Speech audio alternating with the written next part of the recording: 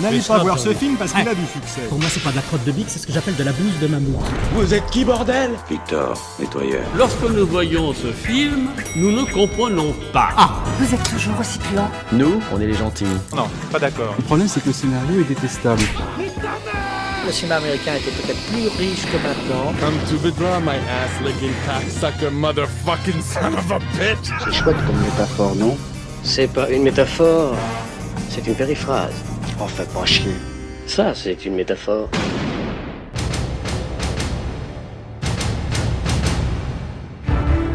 Salut à toutes et à tous et bienvenue dans ce nouveau format, et oui, de retour à l'écran.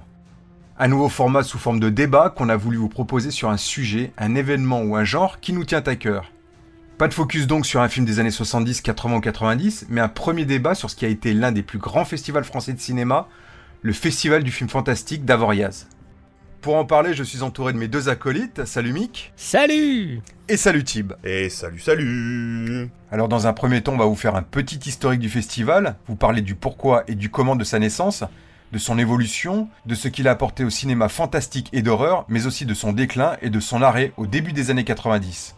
On vous partagera nos souvenirs autour de ce festival mythique pour les fans de cinéma de genre. Et enfin, on débattra autour des nombreux films sélectionnés, ceux qui ont connu la récompense suprême, le fameux Grand Prix, ceux qui ne l'ont pas obtenu, mais qui l'auraient assurément mérité, les grands oubliés des palmarès et les surprises du festival.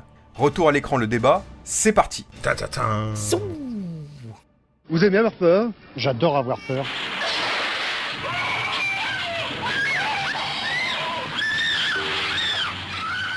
Donc messieurs, on va parler de ce fameux festival d'Avoriaz. Mais alors déjà, où est-ce que c'est Avoriaz ? Alors Avoriaz, c'est une station qui se trouve en Haute-Savoie, dans la commune de Morzine. Et ça se trouve à 1800 mètres d'altitude, d'où le nom Avoria 1800. Alors déjà, tout de suite, on va commencer à parler de Avoriaz ou Avoria. Alors normalement, ça se dit Avoria. Ouais, comme Chamonix. Mais je pense qu'on va riper parce que moi, je l'ai toujours dit Avoriaz. Et je crois que vous aussi. Ouais, moi aussi. Malheureusement, oui. Désolé pour les puristes et pour ceux que ça va choquer, ouais. C'est bien de le préciser tout de suite. Dès le départ, ouais, c'est ça. Comme ça on est tranquille. Alors à l'origine de la station de ski, on a un homme surtout, une idée derrière, qui a une idée derrière la tête, c'est Jean Vuarnet. Alors Jean Vuarnet, c'est un originaire de Morzine justement, c'est un très grand skieur français des années 50-60. Un médaillé olympique, voilà. Et un médaillé olympique tout à fait, aux Jeux Olympiques de 1960 aux États-Unis. Et c'est d'ailleurs le premier skieur sacré avec des skis métalliques Rossignol, mais aussi celui qui a inventé une position révolutionnaire et aérodynamique, la position de l'œuf, qu'il a mis au point avec son entraîneur. Et c'est une position visiblement qui fera école derrière. Donc il est assez connu dans le domaine jusqu'au début des années 60 où il arrête sa carrière à 27 ans. Il donne d'ailleurs son nom à une célèbre marque de lunettes de soleil. Et c'est justement en observant les pistes aux États-Unis, pendant les Jeux Olympiques donc, que l'idée d'une aubaine des portes du soleil lui vient avec quelques amis. Alors les portes du soleil, qu'est-ce que c'est ? C'est un espace de glisse gigantesque qui relie une dizaine de stations de ski entre la Suisse et la France. Alors, pour commencer, il se concentre d'abord sur Avoriaz. Il imagine une station pas comme les autres, une station sans voiture, non polluante. À l'avenir, quoi, finalement, assez visionnaire. C'est ça, c'est carrément visionnaire. Et c'est une station aussi à l'implantation des immeubles conçus autour des pistes de ski. Ce qui veut dire que les pistes de ski sont prioritaires sur les immeubles. Donc tout ça, c'est assez novateur. Non, parce que avant les bâtiments étaient construits sur les pistes. C'est pour ça a changé. Oui, il fallait slalomer entre les bâtiments. Non, mais c'est-à-dire que vraiment la piste était induite par la position des chalets. Mais là, ici, l'idée, c'est vraiment d'avoir un concept global, quoi.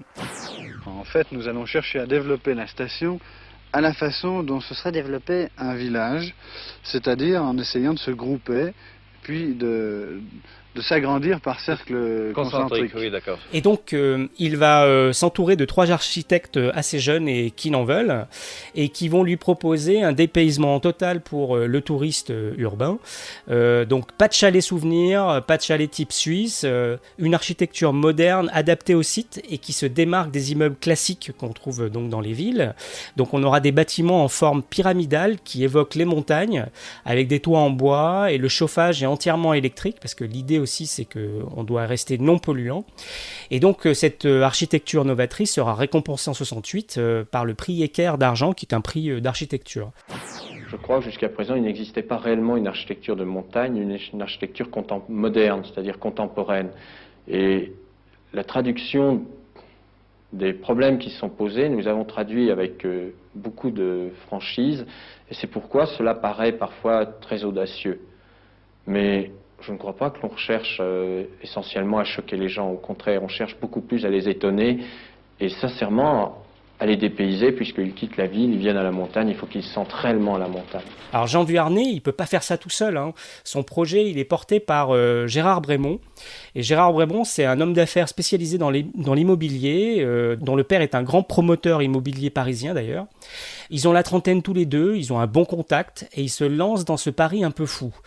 Et justement, Gérard Brémond profite du projet Avoriaz pour lancer en 1967, le groupe touristique et immobilier Pierre et Vacances, qui deviendra par la suite leader européen de la location touristique, hein, comme on connaît bien. Et alors sur cette station, ils vont, en plus de tout ça, ils vont aussi installer le téléphérique le plus rapide du monde, hein, plus de 1000 personnes à l'heure, et ils vont faire aussi venir des rennes de Laponie avec des traîneaux. Alors le site coûte très cher, il faut que ça marche, il y a un souci de communication et d'animation qu'il va falloir pourvoir, et donc Gérard Brémond a un premier coup de génie, c'est offrir des vacances aux stars du showbiz grâce à un carnet d'adresses récupéré chez son papa. Donc on aura Johnny Hallyday, Sylvie Vartan, Nicoletta, les acteurs de l'époque, les chanteurs yéyé, tout ça. Et donc ça devient une sorte de Saint-Tropez des neiges. Mais ce n'est pas suffisant.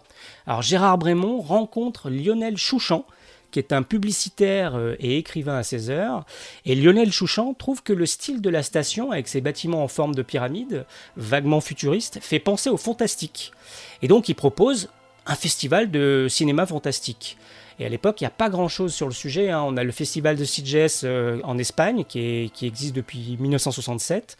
On a aussi la convention du cinéma fantastique créée par Alain Schlockhoff, hein, le papa de l'écran fantastique, la revue mythique, qui a été créée en 72 et qui deviendra plus tard le Festival international du film fantastique de science-fiction de Paris, en 73, donc la même année que Avoriaz. Mais il n'y a pas grand-chose, et donc du coup, c'est une idée qui séduit Gérard Brémond. Et donc, en 73, on lance le festival. Lionel Chouchan est propulsé donc directeur du festival. Et cette personne-là, hein, Lionel Chouchan, sera aussi à l'origine du festival du cinéma américain de Deauville, en 75, et aussi du festival du film policier de Cognac, qui deviendra le festival de Beaune. Ouais. Sacré bonhomme quand même, hein. Intéressant. Hein. Bien. Et donc, c'est en 1973 que le festival est lancé. En fait, les premières années, le fantastique n'a pas encore l'aura qu'il aura plus tard. Le genre est un peu dans une période de creux. Et donc voilà, le festival va démarrer doucement avec des sélections, avec des films un peu méconnus, un peu étranges, pas forcément de bonne qualité pour la plupart. Mais petit à petit, le festival va évoluer, sa renommée va augmenter. Mais comment va-t-il évoluer ? Moi, je pense que on peut parler déjà de la première année qui est quand même vachement importante. Oui. Je veux dire, où on a eu un Grand Prix de quelqu'un assez connu, vu que le Grand Prix il est allé à Steven Spielberg pour son film Duel, qui avait été en plus à l'époque, qui était un téléfilm et qui avait été remonté spécialement pour l'occasion en version cinéma. Donc on a pu voir ce film donc dans une nouvelle version et ça a été un carton. Alors en plein temps c'est rigolo parce que on est dans un on est dans un festival de films fantastiques alors que finalement Duel est peut-être pas très fantastique non plus, quoi. C'est plus un thriller ou un... Enfin c'est juste une petite anecdote, mais c'est vrai que on est encore un petit peu timide peut-être au niveau, mais c'est vrai qu'après il faut voir aussi ce qu'il y avait à côté. C'était pas non plus, c'est sûr que ça survolait le reste, je pense. Largement, hein. Dans la sélection, en gros, on a des films qui peuvent être des sérieux concurrents, comme La Baie sanglante de Mario Bava, ou L'Abominable Dr. Fives, qui sont des films qui sont quand même un peu marquants dans le genre. Ouais, qui sont quand même assez cultes, hein, quand même. Hein, Mais c'est les rares, par contre, comme je le disais juste avant, les autres, enfin le reste quand même, c'est quand même assez obscur. Enfin, c'est quand même des films assez obscurs. On sent que malgré tout, pour cette première année et les quelques années qui vont suivre, ils vont avoir du mal quand même à faire leur sélection, à trouver des films intéressants qui vont marquer les esprits. C'est-à-dire qu'en fait, ils veulent aussi ne pas aller vers le tout venant, le film de la Hammer. Donc il y a dans certaines interviews, on voit qu'il parle un peu de ça, qu'il voulait un fantastique un peu plus moderne. C'est-à-dire que c'est vrai que là, c'était les dernières années de la Hammer, on va dire, et donc les films avaient perdu un peu de leur superbe, ils commençaient à être un peu poussiéreux, même si vraiment les films sont magnifiques, hein, évidemment. Et donc, ils cherchent un fantastique un peu plus contemporain, et par chance, ils tombent très rapidement sur des premières pépites qui vont être des jalons pour la suite. Je pense à notamment Duel, parce que ça propulse aussi Spielberg sur le devant de la scène, au moins en Europe. On aura 2 ans plus tard Phantom of the Paradise de Brian De Palma. Ils ont quand même le nez creux là-dessus. Alors ce qui est marrant, ce qui est ironique d'ailleurs, c'est qu'ils veulent se démarquer un peu des films de la Hammer et de l'horreur gothique, on va dire, mais dans le jury de la première année, on retrouve justement Christopher Lee dans le jury. Et d'ailleurs, Christopher Lee sera même le dernier président du festival quand il s'arrêtera en 93. D'ailleurs, c'est intéressant que tu parles de jury parce que on remarquera dès la première année jusqu'au bout, en fait, un éclectisme de gens, enfin, en tout cas, des gens venant d'horizons complètement différents, pas forcément liés au fantastique, à l'horreur, au cinéma de genre.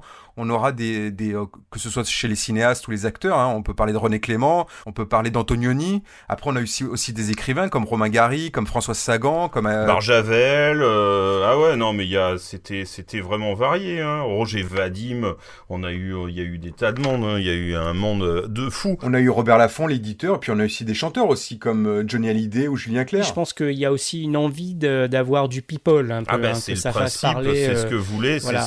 C'était l'idée de quand ils ont fait la station, quand ils ont fait le festival, c'était de faire venir, justement, on n'en a pas parlé, c'était vraiment une intention de faire venir du people, du VIP, des gens fortunés parce que cette station manquait de gens, de notoriété à ce niveau-là, quoi. Et ça. Et d'ailleurs, il y a eu un moment où il y a eu les journalistes qui ont commencé à dire que ça virait un peu, que le jury virait un peu trop people, d'ailleurs, justement. Ouais, mais comme tu le dis, en fait, ça a ramené de la lumière, en fait, sur ce oui, c'est ce qu'ils voulaient, forcément. C'est ce qu'ils voulaient. Et il y a la télé qui est venue, notamment Antenne 2, donc France 2 d'aujourd'hui, qui s'est intéressé assez rapidement au festival et qui est devenu un partenaire, d'ailleurs, qui a fait un prix spécial, on en parlera après, mais qui s'appelle l'Antenne d'Or, qui était un prix spécial dans le palmarès à partir de l'année 78 jusqu'en 92. Donc, et tous les jours, en fait, au journal de 13h, il y avait un sujet sur le festival pendant la semaine du festival. Au fil du temps, d'ailleurs, c'est devenu, en France en tout cas, le 2e plus grand festival de cinéma derrière Cannes. Donc, il y avait un vrai, on avait au mois de mai, on avait le festival de Cannes, le plus gros festival, mais il y avait aussi le festival d'Avoriaz qui avait au fil du temps et assez rapidement, finalement, aussi grâce à cette pipolisation, une certaine notoriété. Ça, ouais, et puis surtout au niveau des prix, puisque ce sera, c'est pas que en France, ce sera vraiment international, qui aura cette renommée d'Avoriaz. Fallait quand même le préciser. Mais tu as bien raison. D'ailleurs, c'est Wes Craven qui en parlait, qui disait que c'était très prestigieux pour le fantastique. Donc là, il en parlait au début des années 90, que c'était très prestigieux pour les films fantastiques et que ça avait un très bon impact sur la diffusion des films en Europe, surtout. Aux États-Unis, peut-être ils étaient un peu moins touchés par le palmarès, mais dans le reste de la distribution mondiale, c'est sûr que ça avait un certain impact à partir des années 80. Et le jury aussi, ce qu'ils aiment bien aussi, c'est que ils vont faire du ski, il y a des traîneaux, il y a de la fondue, le look de la station, la période et tout ça, loin de la vie urbaine, ça attire donc ces people aussi, et ils trouvent que le festival est moins guindé aussi que Cannes, donc il n'y a pas les nœuds papillons, on est un peu à la bonne franquette, quoi. Et donc dans les coulisses entre professionnels, apparemment c'est plus détendu aussi. C'est le rêve, non, c'est bien, c'est bien, je suis très content. Je vais manger de la raclette, de la fondue. Oui. Je vais voir des films. Oui, un petit peu quand même. Je vais avoir peur. Vous aviez l'intention de skier à Voriaz? Je sais pas si les projections m'ont laissé le temps, parce que je fais partie du jury. Et donc, comme ces people attirent l'attention, même s'ils sont pas toujours très au fait de ce qui se fait dans le fantastique, je trouve, hein, parfois, hein, dans certaines interviews qu'on peut voir sur l'INA. Tu vois, genre Michel Blanc en train de défoncer Terminator. Hier soir, ici, j'ai vu un film qui s'appelle The Terminator, qui est une bêtise effondrante. Mais t'en as plein d'autres, en fait, qui disent un peu hypocritement, qui viennent là pour découvrir des nouveaux films. Ils te disent aussi que c'est un genre qu'ils aiment pas, ils n'aiment pas le fantastique, ils n'aiment pas le film d'horreur, et que oui, ils viennent clairement pour la bonne bouffe, pour profiter du soleil et de faire du ski. Voilà. Et puis certainement qu'ils ont dû être bien rémunérés pour ça. Mais bon, voilà, c'est presque un deal en fait. Voilà, vous nous amenez votre notoriété et nous, ça nous permet d'avoir une vitrine pour notre station, pour amener des touristes pendant les périodes hivernales. Je viens pour le cinéma, mais je viens aussi pour le ski. Hein. Je crois que c'est un univers qui m'amuserait. D'en faire une fois, oui, ça m'amuserait. Mais c'est pas dans les films fantastiques que je me dis que j'ai raté le rôle de ma vie, non. Mais bon, c'est pas très grave. Tant pis, hein, puisque de toute façon, ça a quand même, comme tu disais, ça a donné peut-être pas des laines de noblesse, mais en tout cas, ça a vraiment amené ce plus de monde, plus de public, parce que c'était un cinéma qui était plus underground, plus méconnu de toute façon. Ah, mais moi je pense réellement que ça a amené des lettres de noblesse, pardon, à la... Ouais, je n'osais pas le dire, mais bon, oui. Au fantastique, on a mis en lumière quand même des films. Peut-être que si ce festival n'avait pas existé, et des réalisateurs, il y a plein de films qui n'auraient pas ce statut de film culte, ils n'auraient pas connu la même distribution, le même succès. Je pense malgré tout, et aussi une notoriété, malgré tout, ça a amené une notoriété. Et je reste persuadé que s'il n'y avait pas eu ce festival-là, l'histoire, elle aurait été un peu différente, en tout cas en France. Oui. Alors au fil du temps, la notoriété va monter, le genre va évoluer aussi, hein, et il va aller vers plus de spectaculaire, les effets spéciaux vont évoluer, il va aller vers plus de gore aussi. Et le cinéma gore, d'horreur gore, qui n'était pas forcément présent au début, va faire son apparition petit à petit, notamment au début des années 80, et qui va en tout cas poser un problème à l'organisation du festival. C'est sûr que... Alors qu'on est juste en train de promouvoir tout ce cinéma fantastique, de science-fiction, et d'un coup, là, au milieu, arrive le petit canard, le vilain petit canard, le cousin maudit, je sais pas comment on peut l'appeler, le gore, voilà. Et ça va... Voilà, ils vont pas savoir, ça va pendant jusqu'à la fin du festival, ça va commencer en 80, et ils vont plus savoir quoi en faire en fait jusqu'à la fin. En fait, ce qu'ils vont faire, c'est à partir de 86, parce que de 80 à 86, voilà, il y a de plus en plus de films gore qui vont débarquer dans la sélection, parce que malgré tout, la production en général est de plus en plus gore. Et donc, petit à petit, en fait, ils vont se dire, mais qu'est-ce qu'on fait? Donc, ils vont dire, bon, on va créer une section un peu à part à partir de 86. Ouais, la section peur. La fameuse section peur, qui va être là de 86 à 90, qui va être un peu à part, qui aura son propre prix. Et donc, cette section, elle vivra de 86 à 90. En 91, ils vont même décider de sortir.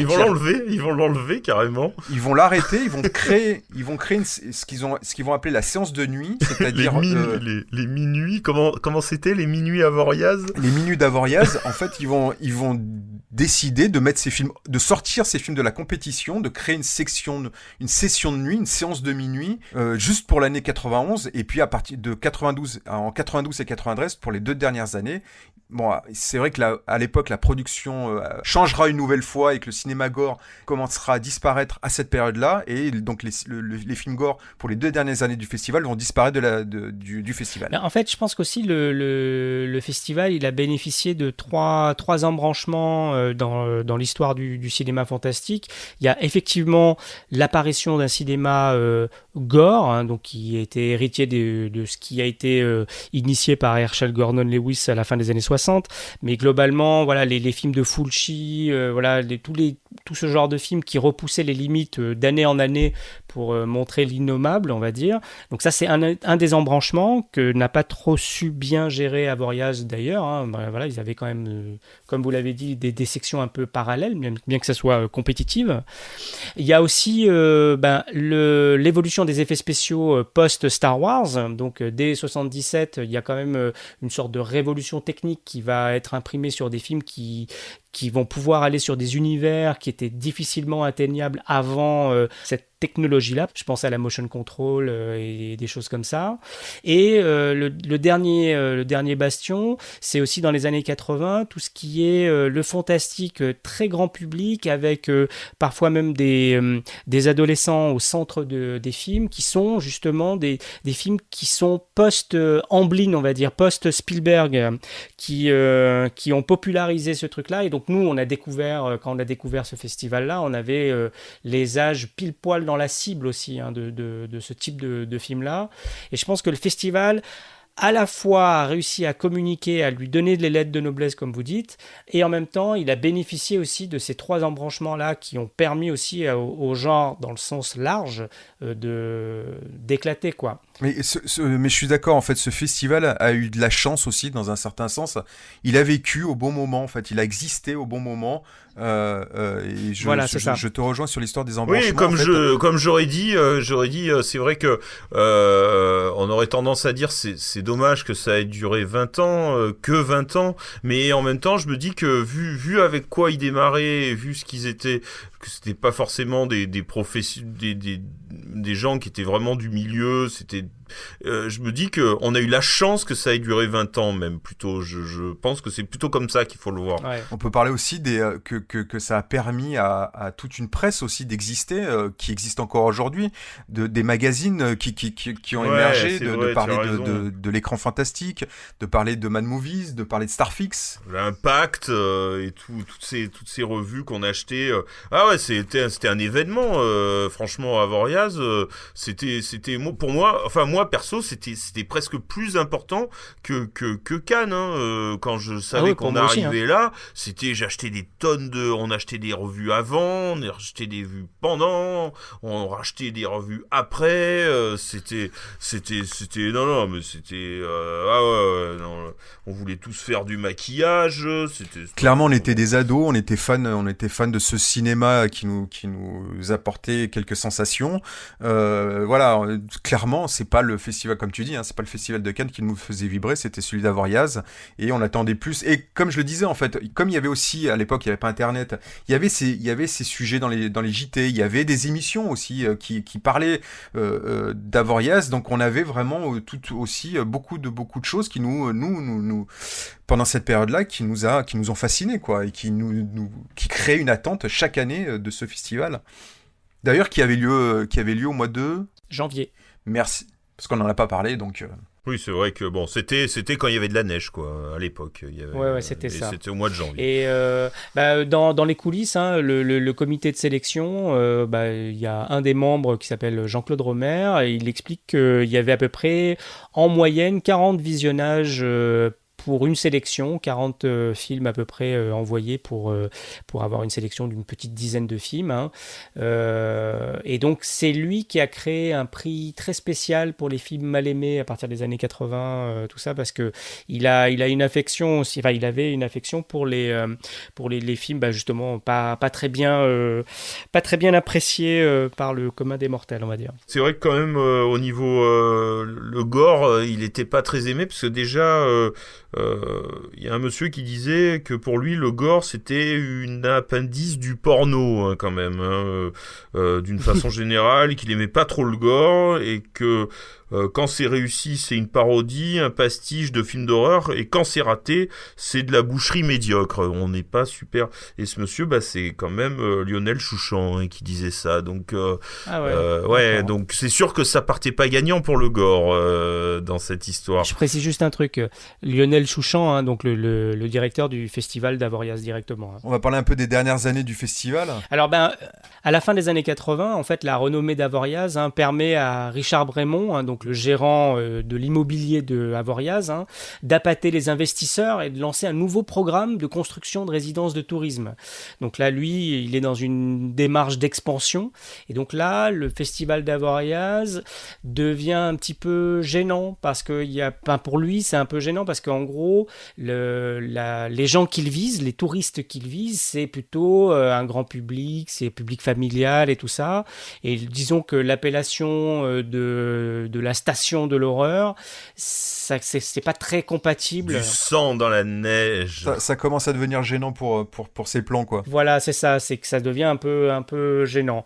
Alors après, la raison officielle que lui cite, c'est que les productions fantastiques s'épuisaient en production sanglante, plus proche de la série Z qu'autre chose, et donc ça permettait pas de présenter un palmarès de qualité, mais c'est pas... Voilà. Dans le fond, il avait pas tort, parce qu'on est quand même... le début des années 90, on est dans une période creuse du genre, quand même. Il faut bien l'avouer. Mais bon, voilà, c'est la raison officielle, mais la raison officieuse, c'est vraiment une histoire de gros sous, quoi. Malheureusement. C'est ce qu'on dit, on va dire ça, peut-être, sûrement, c'est possible. Et en même temps, c'est l'histoire de gros sous qui a permis l'existence du festival aussi, donc voilà. Le festival s'arrête donc en 1993, après tout de même 20 belles années, au cours desquelles on aura vu pléthore de films divers et variés. Il y aura eu des bouses, des ovnis, mais aussi de véritables chefs-d'œuvre qui marqueront non seulement l'histoire du fantastique, mais celle du cinéma. Alors messieurs, comment avez-vous vécu cet arrêt du festival ? Pour rebondir par rapport à ce que tu disais, c'est vrai que moi je l'ai un peu vécu comme un deuil, quand même, puisqu'on parle de la fin du festival, moi je l'ai vécu un peu comme un deuil quand même. Ça a été un gros drame dans ma vie. Surtout que je voulais y aller, et j'avais 20 ans quand ça s'est arrêté, juste au moment où je commençais à être un peu autonome, j'avais une voiture, j'aurais pu y aller, quoi. Et non, je pourrais jamais y aller, jamais pu y aller parce que ça s'est arrêté là. Ah, quelle horreur, quelle tristesse. Mais bon, c'est comme ça, c'est les regrets, c'est pas grave. En plus, il y a un truc qu'on n'a pas dit, mais tous les trois, on vivait à ce moment-là à Grenoble, en fait. Et donc, du coup, c'est pas très très loin finalement d'Avoria. Là où quand Gérard Maire s'est avancé, là, oui, j'ai dit Avoria. Quand Gérard Maire est arrivé, c'était dans les Vosges, donc c'était carrément plus loin, quoi. Ouais. Alors qu'on n'avait pas réussi à y aller, pas plus d'ailleurs. Mais non. Ça changeait pas grand-chose. Que ce soit Avoriaz ou que ce soit Gérard Maire, malheureusement, on n'a jamais foutu les pieds dans aucune édition de ces deux festivals. Ouais. Non, mais moi c'est pareil en fait. Oui, je l'ai vécu comme ça a été un choc en fait quelque part. Même si, je le répète, les dernières sélections, en tout cas pour moi, elles étaient beaucoup plus décevantes par rapport à celles qu'on en parlera, de ce qu'il y a eu pendant les années 80, où là vraiment c'était l'âge d'or en fait du festival. Ah ouais. Mais malgré tout, c'est toujours un choc parce que voilà, c'était quelque chose qu'on attendait chaque année. On était content, on en parlait, on allait quand même voir les films qui étaient sélectionnés quand ils sortaient, parce que tous ne sont pas sortis ou certains sont sortis beaucoup plus tard. Et puis aussi, c'était à cette période-là, la fin des années au début des années 90, il y en a beaucoup qui sortaient directement en vidéo. Et ouais, mais justement, ça, avoir ce petit logo, du moment qu'il y avait marqué Avoriaz, c'est bon, voilà. C'était à louer. On les louait, on les prenait, on se battait pour les avoir, voilà. Et donc, voilà, il y avait quand même un rituel chaque année de suivre avec les magazines, on en parlait. Et voilà, c'est pareil, c'est une sorte de deuil qu'on a, en tout cas pour moi, que j'ai jamais réussi parce que Gérard Maire a pris la suite tout de suite après, finalement, un an ou deux, je crois, ou même l'année suivante. Ah oui, non, que l'année d'après, 94. Mais en fait, j'ai jamais réussi à recoller, en fait, à voir le même. La même passion pour je sais pas pourquoi, parce qu'il y a eu quand même, c'est ce qu'on disait, il y a eu quand même des bons prix, quand même. Mais c'est vrai que c'était comme Cannes, quoi. J'allais acheter les revues avec toute la sélection, on décortiquait ça, on essayait d'avoir quelques infos, de voir des bandes annonces à la télé. On était sur les dents, on regardait ça, moi je suivais ça au jour le jour. Il faut dire aussi qu'avec Gérard Maire, en fait, les médias se sont détournés aussi, donc comme nous finalement, et de pas voir en fait de reportages sur le festival, sur Gérard Maire, tout ça, a contribué contribué aussi au fait qu'en tout cas pour moi, de ne pas m'en intéresser en fait. Voilà, c'est dommage parce que oui, comme tu dis, il y avait quand même des choses intéressantes. Il y aurait pu avoir un passage de témoin, et en tout cas chez moi, il s'est pas fait. Ouais, c'est vrai qu'ils auraient pu faire ça de manière un peu plus officielle, ou c'est vrai que ça s'est fait ouais, il y a eu, je sais pas comment ça a été fait vraiment. Il y a eu comme si c'était vraiment pas du tout la même chose, quoi. C'était c'est pas le même festival, c'est un autre, alors qu'on aurait très bien pu présenter ça de manière un peu plus genre on délocalise, mais c'est encore la même chose. Enfin bon, bref, voilà. Parce que bon, il y a quand même, comme on disait, je veux dire, Hypnose, Morse, Darkwater de Hideo Nakata. Il y a eu quand même pas mal de très bons films. Mama, il y a eu des super films qui avaient des bonnes palmes. Enfin, pas des palmes, des grands prix, mais non, ça a récompensé. Il y avait des bons films quand même. Le jour de la bête de Alex de la Iglesia d'ailleurs. Mais on en reparlera. Alors il faut dire aussi qu'à l'époque, on est à l'ère pré-internet et tout ça, donc on était aussi plongé dans les revues. Moi déjà, j'achetais Mad Movies qui sortait à l'époque tous les 2 mois, et je regardais déjà tous les synopsis de tous les films qui allaient être en compétition et hors compétition. Je traquais à la télévision le moindre bande-annonce qui pouvait passer, et donc il y avait Antenne 2 qui faisait parfois des sujets dessus quand c'était l'actualité du festival, mais il y avait aussi France 3 Rhône-Alpes, parce que nous on habitait à l'époque à Grenoble, et donc on était avec le décrochage régional de France 3, et il y avait des petits sujets le soir, et moi ça me rendait dingue. C'est comme ça que j'ai vu pas mal de bandes annonces ou d'extraits de films que j'adore toujours aujourd'hui, et il y avait aussi l'émission Temps X, c'est vrai, qui faisait parfois même des spéciales, qui est une émission qui était présentée par les frangins Bogdanov sur TF1 le samedi après-midi, qui était branchée dans le cinéma fantastique et de science-fiction, et donc il faisait des sujets. Donc il y avait quand même une émulation comme ça tout le mois de janvier, au moment du festival, un peu avant, un pendant et après. Et c'est vrai que comme vous, quand ça s'est arrêté, tout ce petit rituel s'est arrêté en même temps que le festival. Je ne l'ai pas prolongé ça non plus comme vous, avec Gérard Armer, qui m'a pas touché de la même manière, quoi. Et ben donc on va enchaîner, on va parler des films, hein, parce que depuis le départ on parle du festival, on a parlé des films qui nous ont marqué. Les films. Mais enfin on va aborder plus en détail toutes les sélections, les différents films qui ont marqué plus ou moins l'histoire du festival d'Avoriaz. Il nous faut quelque chose de plus. Il nous faut un policier qui fonctionne 24 heures sur 24. Un policier qui n'a besoin ni de manger, ni de dormir. Doté d'une grande puissance de feu et des réflexes adéquats. Mes chers collègues, j'ai la joie immense de vous présenter Robocop. Alors on va commencer par parler des grands prix, hein, tous les films qui ont eu la récompense suprême. Il y a eu un peu de tout et n'importe quoi. Alors la seule chose, il y a une année où il n'y en a pas eu. C'est l'année 1976 où il n'y a pas de grand prix qui a été décerné. On n'a pas vraiment d'explication.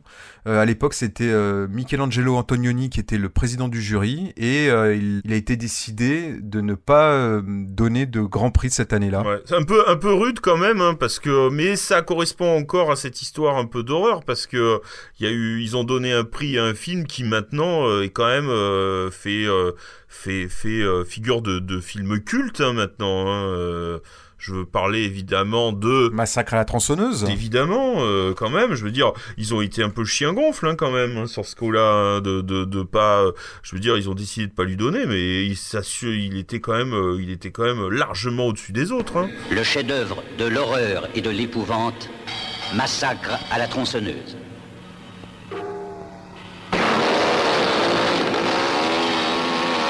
Cette histoire vraie est le plus horrible, le plus monstrueux crime qu'on ait jamais vu sur un écran.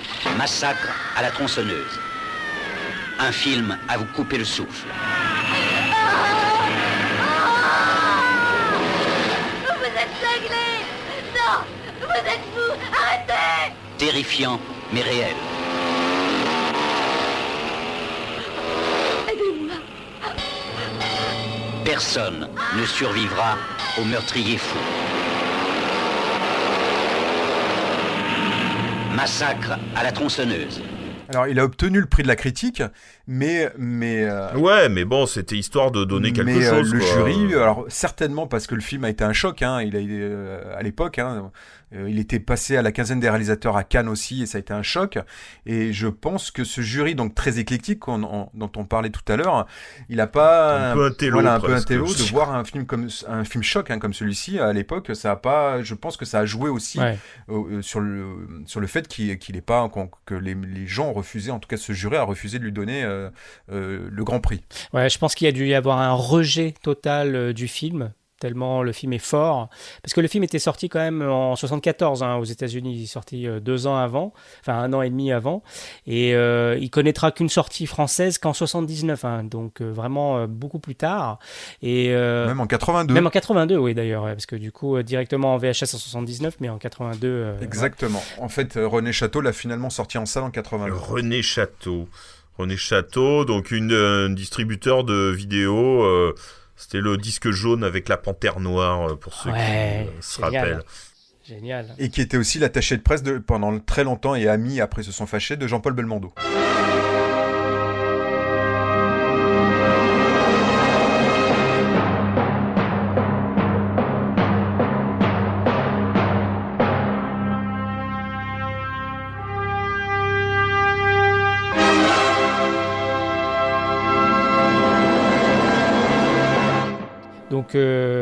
Donc voilà, donc je pense qu'il y a vraiment ce rejet-là. Peut-être que le film était tout à fait désigné par rapport à tout le reste de la compétition à avoir le Grand Prix. Je pense qu'il n'y a aucun autre film de cette année-là qui pouvait rivaliser avec Massacre à la tronçonneuse.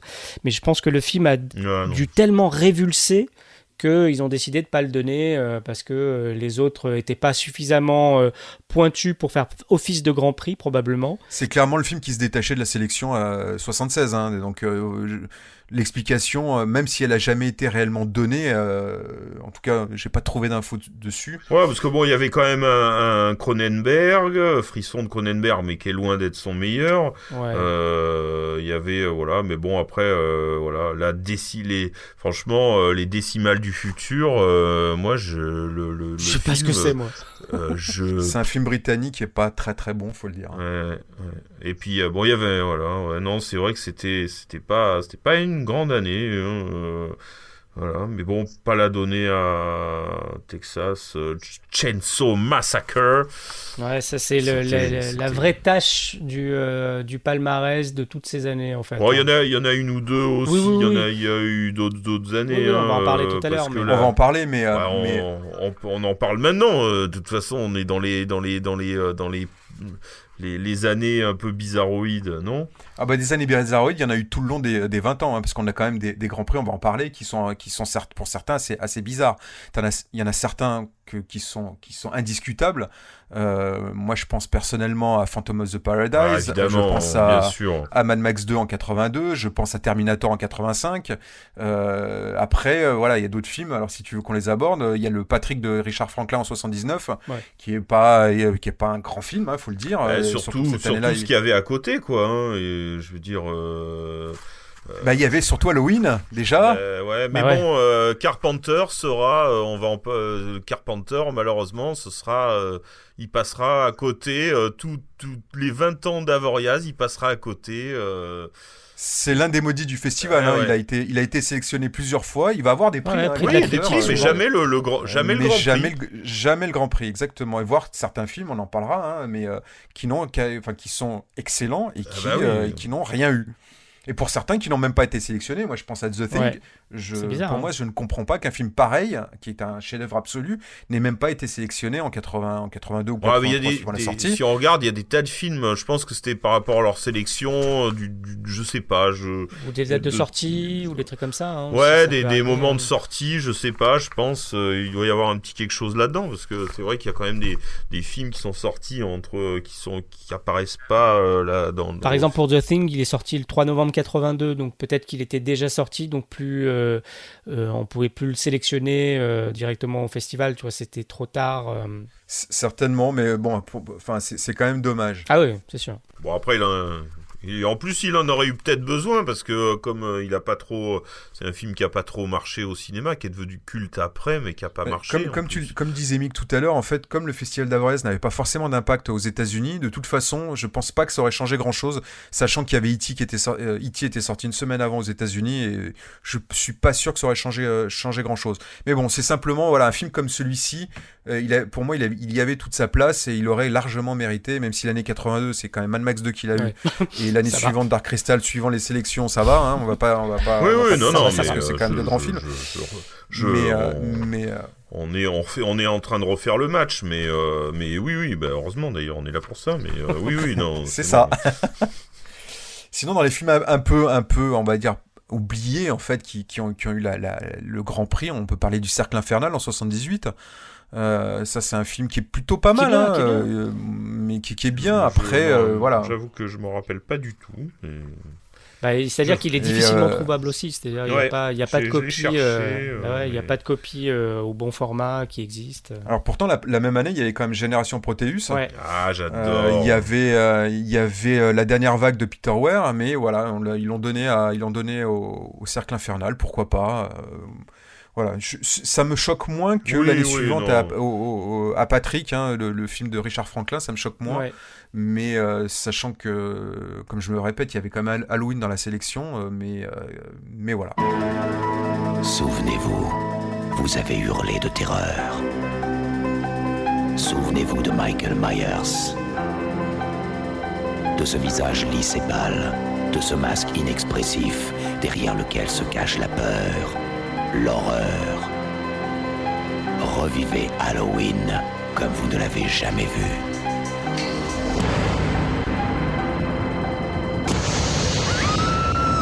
Halloween, le film culte de John Carpenter avec Jamie Lee Curtis et Donald Pleasance.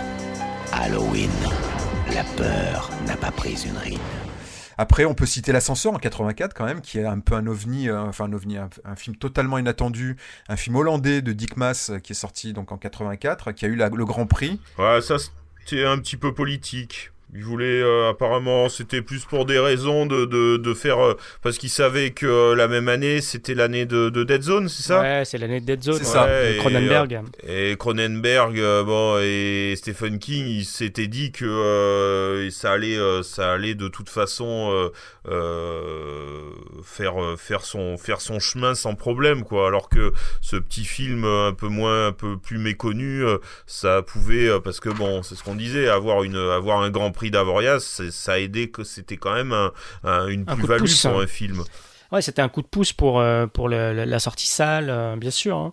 Donc probablement que la décision de mettre en avant l'ascenseur, un petit film européen face à un mastodonte américain, on va dire, je pense que ça s'est un peu décidé un peu comme ça, était un peu louable, on va dire. On peut dire que c'est un peu louable, mais après juste de manière objective, si on compare les deux films, mais il n'y a même pas photo. Quoi. Il n'y a pas photo. Même si j'aime beaucoup L'Ascenseur. Même si, L'Ascenseur est un super film d'horreur quand même. Il y a quelqu'un dans la cage en bas. Il est mort, viens voir. Aide-moi, nom de Dieu. L'ascenseur, il démarre.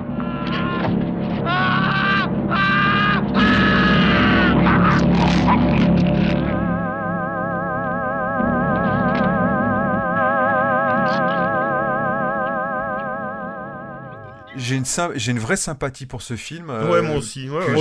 Que j'avais vu en vidéo, qui avait été distribué par Warner en France, bizarrement. Mais bon, oui, c'est vrai que par rapport à Dead Zone, il y a quand même un gap.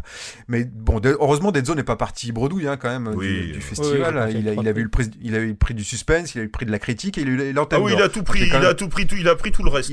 Il a pris le reste, exactement. Donc ça montre bien, et je suis d'accord avec vous, qu'il y a quand même une décision plus ou moins politique derrière. Qu'est-ce qu'on a d'autre? On pourrait parler de Eden, hein, en 88 aussi, même si pareil, c'est un film que j'aime beaucoup, sur lequel j'ai beaucoup de sympathie. Je veux cette voiture. Je veux cette voiture. Je veux cette voiture. Où sont les clés? Merci. Au revoir. Tu crois que c'est terminé maintenant? Tu as tort.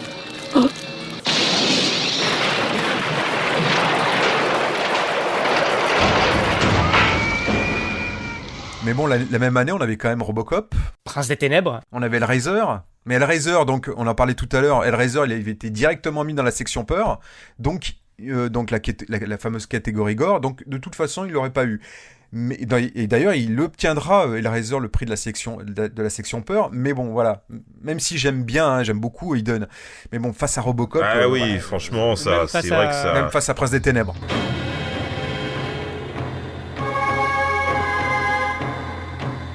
Le mal existe. Il est parmi nous.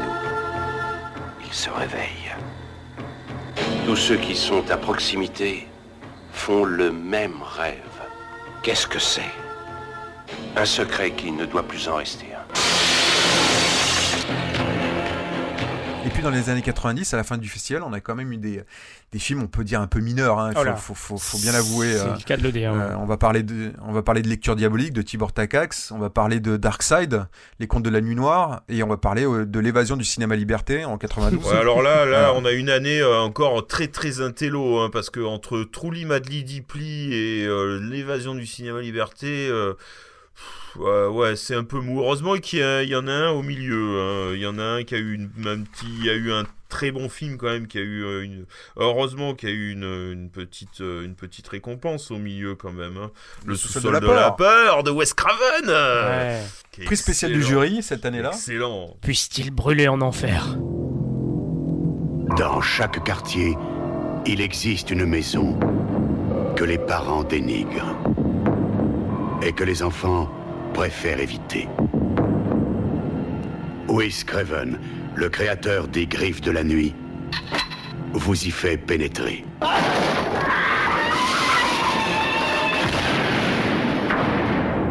C'est le sous-sol de la peur. Bon, après, il y avait eu un prix du public pour Time Bomb, mais bon, moi... Time Bomb qu'on avait beaucoup aimé à l'époque, mais je ne sais pas, je crois que ça doit appartenir au passé, ce film. Oui, ça doit rester au XXe siècle. Ne revoyez jamais ce film. D'ailleurs, en 92 aussi, il y avait la famille Adams, et ils lui ont donné le prix du 20e anniversaire. Voilà, il fallait donner quelque chose à la famille Adams, donc ils lui ont donné le prix du 20e anniversaire. Parce qu'il y a eu quand même pas mal aussi de prix, on en parlera aussi, mais des prix qui sont sortis de nulle part, qu'il y a eu une seule fois. Voilà. Chaque année, en fait, il n'y avait pas de... Ouais, le prix de la meilleure musique, prix des effets spéciaux, prix d'interprétation féminine, une fois, après... prix de... on en a, ouais, il y en a des tonnes. Prix de la CST, prix... je sais pas, ouais, il y en a des tonnes. Je crois qu'il y a une année, là, en 89, il y a 14 prix. Voilà. Le prix Grand Guignol. Ils avaient rajouté le prix Grand Guignol aussi. Qui s'ajoutait au prix de la section peur, oui, je crois. Oui. Bon, on va parler aussi quand même des grands films qui ont obtenu ce grand prix. On a parlé de Duel en préambule, qui a été le premier grand prix et qui est quand même un grand film. Mais l'année suivante, en 74, on a eu quand même Soleil Vert de Richard Fleischer, très bon. qui est un film terriblement d'actualité, malheureusement. C'est un chef-d'œuvre. Le tout nouveau et délicieux Soleil Vert, l'aliment miracle au concentré de plancton, recueilli dans les mers et océans du monde. Quand j'étais gosse, la nourriture, c'était de la bouffe.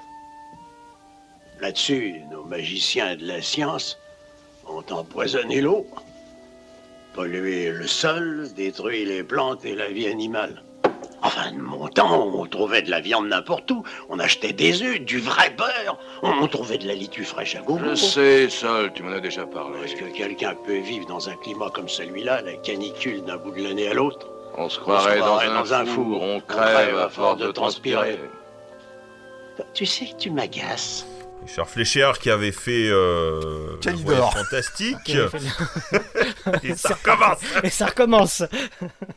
On a eu 2 films de De Palma qui ont été récompensés par le Grand Prix. On a eu Phantom of the Paradise, qui est pour moi, en tout cas, un des plus grands films de l'histoire du cinéma. On a eu Carrie, les Bols du Diable aussi en 77. Fan de ce Blue Velvet de David Lynch. On a eu Elephant Man de David Lynch. Donc David Lynch, dans l'esprit des gens aujourd'hui, pas forcément considéré comme un réalisateur de films fantastiques ou d'horreur. De voir quand même que ce gars en 20 ans, il a réussi à en avoir 2 grands prix, c'est quand même assez impressionnant. Donc on en parlait tout à l'heure, il y a quand même eu Terminator qui a eu le grand prix en 85. Bah Cronenberg qui l'aura pour semblant, même si bon c'est un peu c'est pas forcément son meilleur film, mais c'est quand même ça reste. Je l'ai revu il y a quelques mois et ça reste quand même.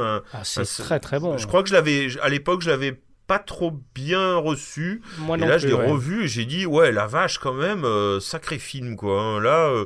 Je pense qu'à l'époque, on s'attendait pas à ce genre de film, en fait. C'est et c'est ça qui a fait quand on l'a vu, alors personnellement, je l'avais vu en vidéo. Je pense que c'est pareil pour vous.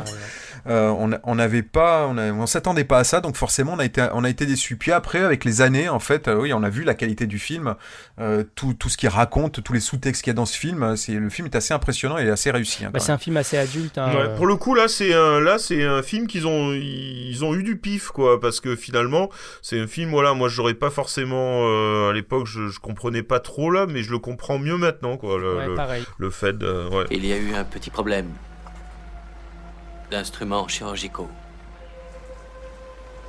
Ce serait la preuve manifeste d'un esprit dérangé. Est-ce que tu sais de quoi il parle? J'ai tout fait pour que tu comprennes. Tu n'as aucune idée des patientes que nous avons ces derniers temps. Je sais pas ce qui se passe. Nos patientes deviennent étranges. Elles ont l'air normales à l'extérieur. Mais à l'intérieur, elles sont difformes. Que veux-tu? J'ai bien dû faire face. Il fallait une technologie vraiment radicale. Tu as raison, Bev. Il va falloir être résolument radical. Quand on regarde la gueule du palmarès sur les 20 ans, ils ont quand même Spielberg, 2 fois De Palma, 2 fois Lynch, Cronenberg, Peter Jackson, James Cameron, George Miller. Enfin, franchement, c'est que du lourd, quoi. Donc, ils ont quand même le nez creux. Hein. Et oui, parce que justement, quand même, pour des gens qui aiment pas ce petit vilain, l'horreur, le gore qui était très très malvenu, va quand même arriver à avoir le dernier prix sera donné à Peter Jackson pour Branded, des films les plus gore de son époque, quoi. Je veux dire. Mais moi, je trouve que c'est un super pied de nez à tout ça et que c'est une belle conclusion et finalement de dire avant de partir, on fait un pied de nez à tout ça, à tous finalement, à tout ce qu'on a rejeté, enfin une partie en tout cas de ce qu'on a rejeté et je trouve ça fort.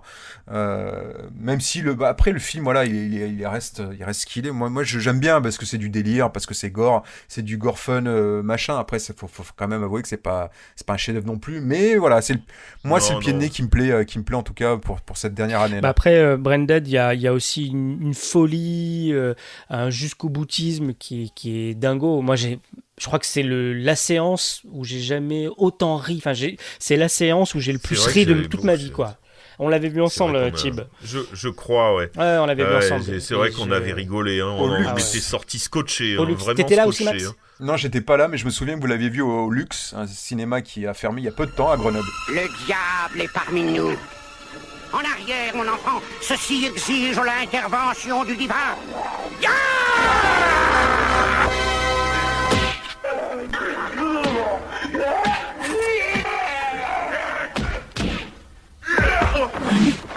Au nom du Seigneur, je vous botte le cul. Alors, un film bizarroïde, avant de passer à la suite, il y a un film bizarroïde, un grand prix un peu bizarroïde, enfin en tout cas un peu incompréhensible, j'ai oublié d'en parler tout à l'heure, c'est Dream Lover de Pakula en 86, qui est pas Pakula a fait des chefs-d'œuvre, mais alors celui-ci il est particulièrement mauvais. Et c'est un peu une incompréhension, sachant que cette année-là, il y avait quand même House de Steve Miner, qui a finalement eu le prix de la critique. Il y avait Link de Richard Franklin, très bon qui a eu le prix spécial du jury. C'est quand même deux bons films. C'est le film avec le singe. Ah, il était bien celui-là, le singe tueur. Avec Elisabeth Chou, avec le singe tueur, exactement. Et puis il y avait Vampire, vous avez dit Vampire quand même. Vampire, vous avez dit Vampire, un sacré film quand même. Voilà, un film qui est quand même un film culte. Je veux dire, c'est dommage que ce film n'ait pas eu plus de prix d'ailleurs. Vraiment, putain, il aurait mérité vraiment un gros prix, ce Vampire. Vous avez dit Vampire, je trouve. Ben, il a eu le prix, encore un prix qui sortait de nulle part, qui s'appelle le prix Dario Argento, qui a été créé qui était présent uniquement cette année-là, certainement parce que Dario Argento était dans le jury. Et à mon avis, Damon Lover, c'est pas sa came. Hein. Mais je me demande s'il avait pas, parce qu'il a quand même un fort caractère, Argento, et je sais pas si c'est pas lui qui a insisté pour dire mais non, mais voilà, Fright Night c'est super, enfin Vampire, vous avez dit Vampire c'est super. Moi je veux lui donner un prix, et donc on a peut-être décidé de lui donner un prix Dario Argento parce que tout le monde connaît Dario Argento. Il y a peut-être un truc un peu comme ça, quoi. Je pense qu'il devait être vraiment en porte-à-faux avec le choix du jury. Enfin, ça m'étonnerait pas en tout cas. Ouais, c'est possible. Démon, tiens, que me vaut cette visite surprise? Le vampire, c'est que je sais tout sur lui. Où il l'apprendra quand il s'éveillera cette nuit. Qu'est-ce que tu débloques? Ce gars avait des crocs et même une chauve-souris m'est passée dessus et une seconde plus tard, il est apparu. Quoi? Hier soir, il avait des crocs. Il lui a enfoncé dans le cou. C'est un vampire. Les vampires, c'est du cinoche. J'attends que le gars qui vit avec lui s'éloigne pour pénétrer là-bas et lui enfoncer le pieu dans le cœur. Oh, qu'est-ce qu'on va faire? On se croirait dans Nuit d'horreur. Il faut que quelqu'un l'arrête. M'aideriez-vous à le tuer? Puis cette année-là aussi, alors il pouvait pas concourir bien sûr pour le Grand Prix, mais il y avait quand même Reanimator dans la section peur, qui a eu le prix de la section peur. Donc voilà, cette année-là quand même, on avait quand même des gros films, et au final on se retrouve avec une merde. avec une merde en Grand Prix. Donc voilà, c'est un peu surprenant, même incompréhensible, mais bon voilà. Je ne sais pas ce qui est passé dans la tête de Richard Lester cette année-là, qui présidait le jury, mais bon. Il y a un prix dont on n'a pas parlé, moi je vais quand même en parler parce que c'est Dark Crystal. Alors là, pour le coup, c'est vrai que largement mérité. C'est l'année où il y avait d'ailleurs, on a dit, Darl Invincible, que j'adore. On avait. Oh mon Dieu! Ah oui, j'aime bien. C'est comme ça, j'aime bien. Je l'aime bien, c'est sur la même cassette. C'est sur la même cassette. Voilà. Ok, boomer. Et puis bon, c'est vrai qu'on a eu la même année, il y avait aussi Tigra, un dessin animé, un chouette dessin animé d'Heroic Fantasy. Voilà, parce que bon, les dessins animés, il y en a pas eu. Je crois que c'est avec j'en parlais tout à l'heure là, en compétition, le Seigneur des Anneaux. Je crois que ça a été Ralph Bakshi. D'ailleurs, tout à fait. D'ailleurs, ils ont tous les deux une technique de rotoscopie en fait. Le film a été tourné et puis les dessins et dessinés par-dessus. La pellicule. Il y a longtemps, à la fin de la dernière ère glaciaire, apparut dans le nord une puissante reine. Elle s'appelait Juliana, et son ambition était d'étendre son royaume à toutes les régions du monde connu. Dans ce but, elle leva une armée et mit au monde un fils qu'elle appela Necron. Elle lui enseigna les sciences occultes et les pouvoirs de l'esprit. Et lorsque Necron fut en âge et qu'il eut la maîtrise de ses pouvoirs, ensemble, ils s'emparèrent de la région de glace. Et depuis leur château nommé Pic de Glace, ils firent rouler un glacier géant vers le sud. Aucun village, aucun être humain ne put résister à son assaut impitoyable. On a pas mal déjà parlé des films qui ont été récompensés, mais qui méritaient certainement le Grand Prix. On en a parlé de beaucoup, mais il y en a d'autres. Après, il y en a beaucoup. Il y a beaucoup de très bons films qui ont eu des prix, mais bon, c'est peut-être pas le Grand Prix. Mais après, il y a eu beaucoup de choses. C'est rare. Les très très oubliés vraiment qui n'ont pas eu de prix. Il y en a un peu On moins. en a déjà parlé de certains, mais moi j'ai envie de citer Fogg, j'ai envie de citer Mad Max, le premier Mad Max. Il a eu un prix quand même, Mad Max. Il a eu un prix, oui, il n'a pas eu le Grand Prix. Et ouais, au dernier moment, dans la cage d'ascenseur, juste avant de revenir, ils ont changé d'avis apparemment. Ah ouais. En fait, c'est le C'était demain qui a eu le Grand Prix. C'est un super film aussi. Très très bon ça aussi. Ouais. Moi, j'adore. Irrésistible. Encore une fois, c'est un film que moi j'aime beaucoup, mais bon, Mad Max c'était quand même une claque, quoi. J'imagine à l'époque l'impact que ce film a eu, mais de lui donner le prix spécial du jury, oui, c'est une belle récompense. C'est la seconde récompense, mais c'est clairement un film qui est au-dessus pour moi quand même de C'était demain. Bagnole en morceaux. Flic en morceaux, tu m'entends, flico? Je suis l'aigle de la route. Je suis une machine infernale à injection. Bon flash. Je roule. Je vole. Libre comme l'air. Je suis l'aigle de la mort, madame. Je suis avec ma nana. Et tu nous auras jamais. Dans le même genre, on peut citer, il y a La Mouche aussi en 87, qui aurait largement mérité le Grand Prix. Il y en a d'autres qui ont eu des prix. L'échelle de Jacob, moi j'aurais envie de parler de l'échelle de Jacob, qui s'est fait piquer la vedette par Darkseid. Franchement, il y a pas photo, quoi. Là, clairement, il n'y a pas photo, quoi. Je veux dire, qu'est-ce que c'est cette histoire, quoi? Darkseid, c'est pas une merde, mais pas loin, quoi. Je veux dire. Ouais, c'est une petite série B sympatoche. Il y avait l'échelle de Jacob, il y avait même Cabal de Clive Barker, qui était excellent. Mais bon, l'échelle de Jacob, c'est cultissime, quoi. C'est un des... Ouais, je sais pas. Voilà. Même j'ai envie de dire, même Hardware aurait été plus Hardware de Richard Stanley. Petit film bricolé, un peu une sorte de sous-Terminator si on veut le réduire, aurait eu plus de gueule en Grand Prix que Darkseid. Enfin, il y a un truc là, on comprend pas, quoi. On l'a vu tous les deux, Mick, au cinéma. Darkseid, on est allé le voir et on était quand même assez bon public à l'époque. Ouais. Et même en sortant de la salle, on s'est dit mais bon, voilà, c'est gentillet, mais sans déconner. Ça vaut pas un Grand Prix, quoi.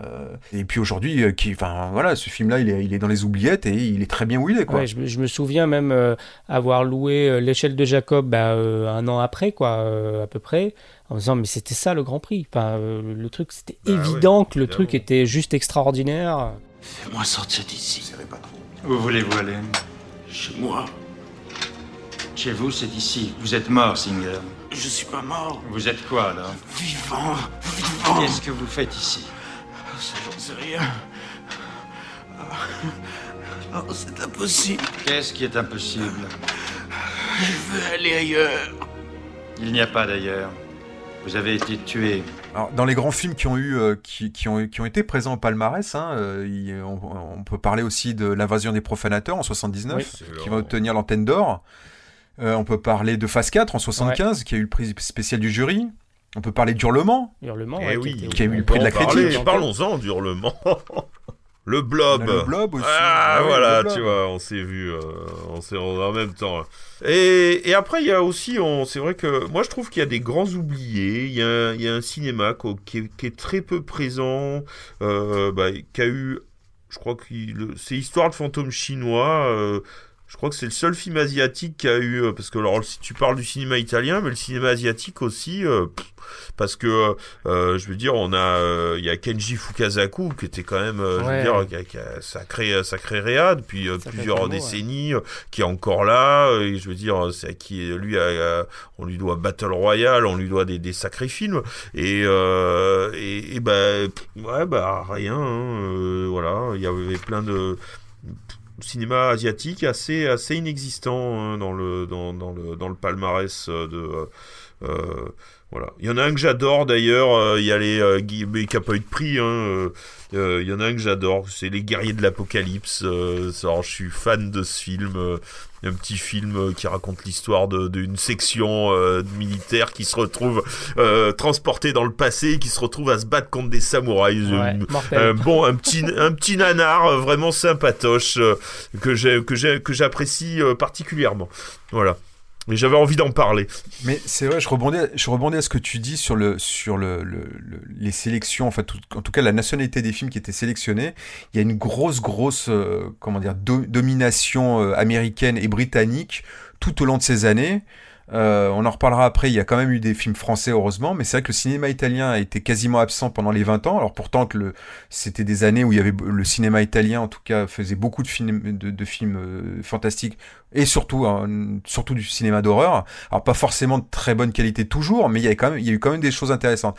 Il y a eu quand même des films italiens qui ont eu quelques prix, on va en parler, hein, mais on peut parler, mais ils ont été souvent mis quasiment systématiquement, en tout cas dans les années 80, dans la section peur. On peut parler de Bloody Bird de Michele Soavi. Le cinéma asiatique, était quasiment absent. Voilà, c'est vraiment une domination, une pure domination anglo-saxonne pendant toutes ces années. Ouais, c'est sûr que le cinéma français, on n'a pas eu grand-chose.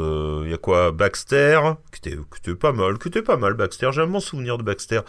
Moi, c'est un film que j'aime beaucoup, Baxter. Alors, si on parle des films français, il y en a eu quand même tout au long des 20 ans, il y en a eu quand même une vingtaine à peu près, un peu plus si on parle de ceux qui étaient hors compétition. Après, des vraiment marquants, on a eu Le Démon dans l'île en 83. Ah, j'adore. J'allais en parler. D'ailleurs, l'année où il y a eu le plus de films français en fait dans la sélection, que ce soit officiel ou hors compétition, c'est l'année 83. Donc il y avait le Démon dans l'île de Francis Leroy.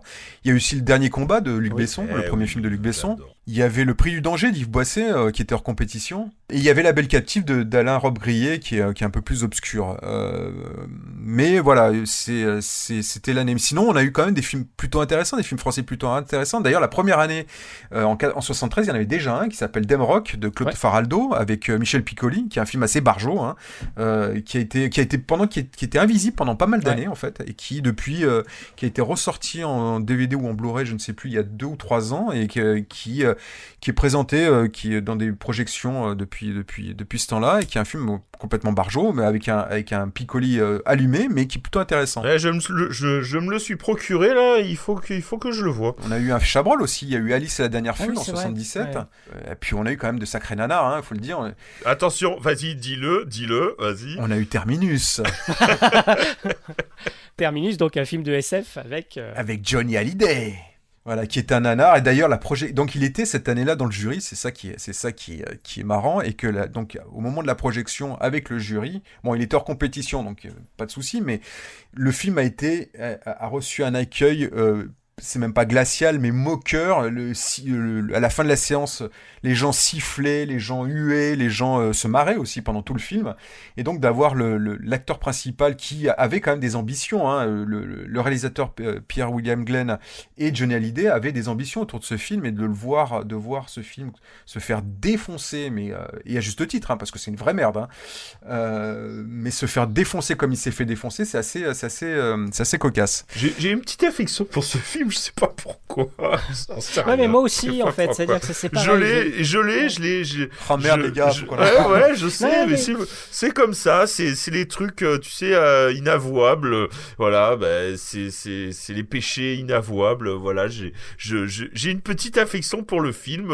Voilà, si un jour le réalisateur m'entend, je dis, franchement, voilà, il a un allié. Voilà. Ouais. Il y en a deux. Il y en a deux. Bravo, les gars. Non, parce que je trouve que c'est raté aussi.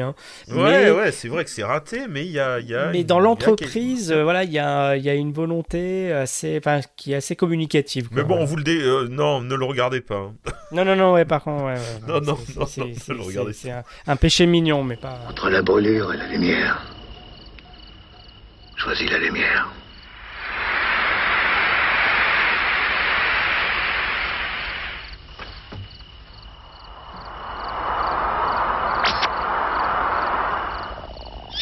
Oh, putain, la vache. Non, monstre. Mes amis m'appellent monstre. Je t'attendais, pilote. Mais je suis pas pilote. J'ai compris que Gus était morte. Non, mais c'est tout comme. Alors maintenant, le pilote, c'est toi. En 90, il y en a eu 4 aussi. Alors, ils ont été quasiment tous hors compétition, faits avec des budgets rikiki. Mais on a eu Tom et Lola, on a eu Baby Blood d'Alain Robach, on a eu Adrénaline, un film à sketch, et on a eu 3615 Code Père Noël. de René Manzor. Voilà, on a eu 4 films. Sûrement le meilleur des 4. Assurément, c'était pas compliqué, tu me diras. Après, c'est personnel, hein, mais moi, 36-15 Code Père Noël, c'est difficile encore. Ah oui, j'ai pas dit que c'était très bon, hein. J'ai juste dit que c'était sûrement le meilleur des 4. Alors, grande majorité, à part ceux de 83 donc qu'on a cité, hein, Le Démon dans l'île, qui est plutôt sympathique, Le Dernier Combat, qui est pour moi le meilleur Besson. C'est culte. Je salue la volonté quand même des festivaliers, enfin en tout cas des organisateurs, de sélectionner malgré tout des films qui étaient, je me répète, pas très... en tout cas dans la grande majorité, pas très bons. La nouveauté cette année, c'est enfin la participation de films français qui exploitent donc ce filon de la science-fiction et du fantastique qui assure à quelques grands films, en tout cas, les plus fortes recettes jamais enregistrées dans le monde entier. Le fantastique va peut-être détrôner le comique troupier qui était jusqu'ici la poule aux œufs d'or de nos producteurs français. Après, dans les oubliés, on va revenir sur les oubliés hein, du palmarès. Hein, il y en a certains, on va en parler. Alors, le plus à mon sens, et j'espère que vous partagez mon avis, mais le plus gros oublié de toute l'histoire des palmarès d'Avoriaz, c'est quand même Christine de John Carpenter en 84. Ah ouais, non. Il y en a quelques-uns. Celui-là, là, c'est un loupé, ouais, parce que à chaque fois, il y a une sorte de loupé avec Carpenter, mais là, il est même pas dans le palmarès du tout, quoi. Il a aucun prix pour rattraper, alors que le film, quand même, fait partie quand même du haut du panier de ce qu'a fait Carpenter, et le panier est très chargé, déjà. Combien est-ce que vous en voulez? Je veux dire, je suis prêt à l'acheter quel que soit le prix. Combien vous en voulez? Fais-la démarrer.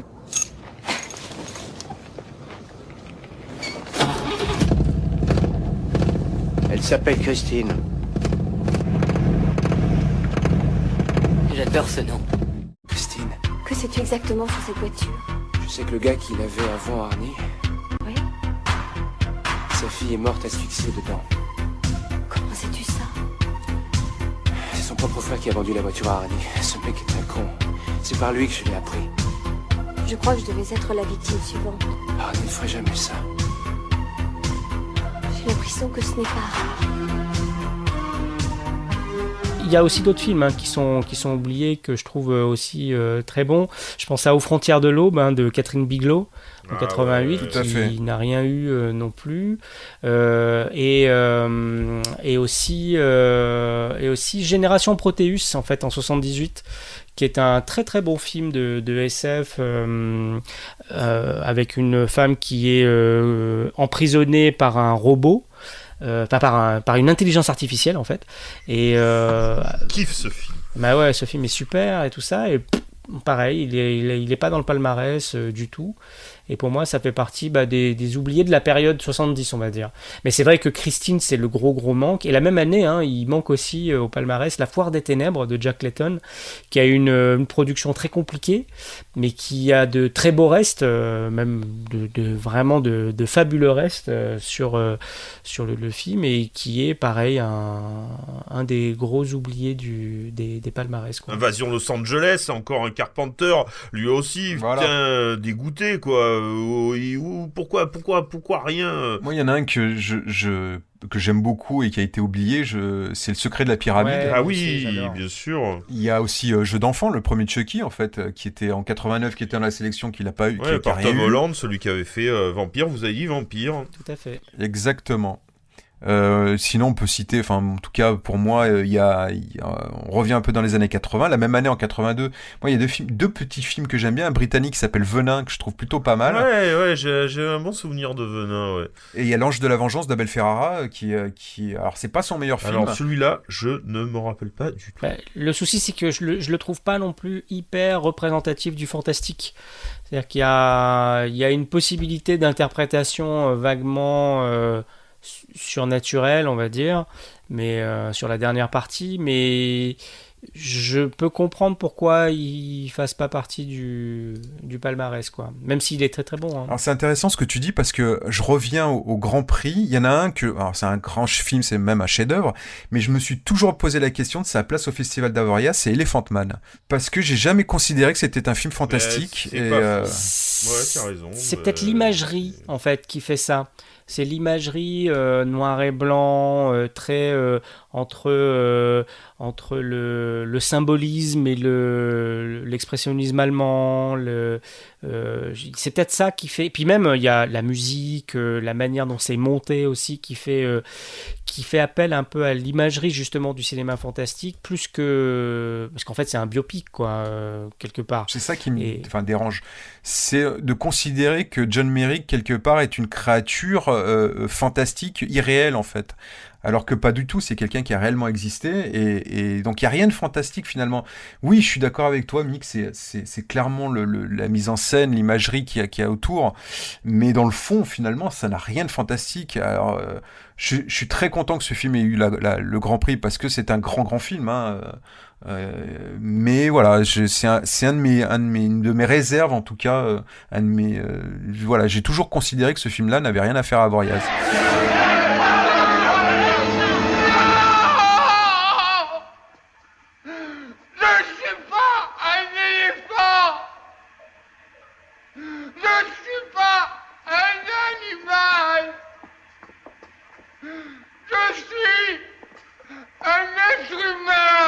Mais bon, Blue Velvet aussi, de Lynch, c'est pas non plus...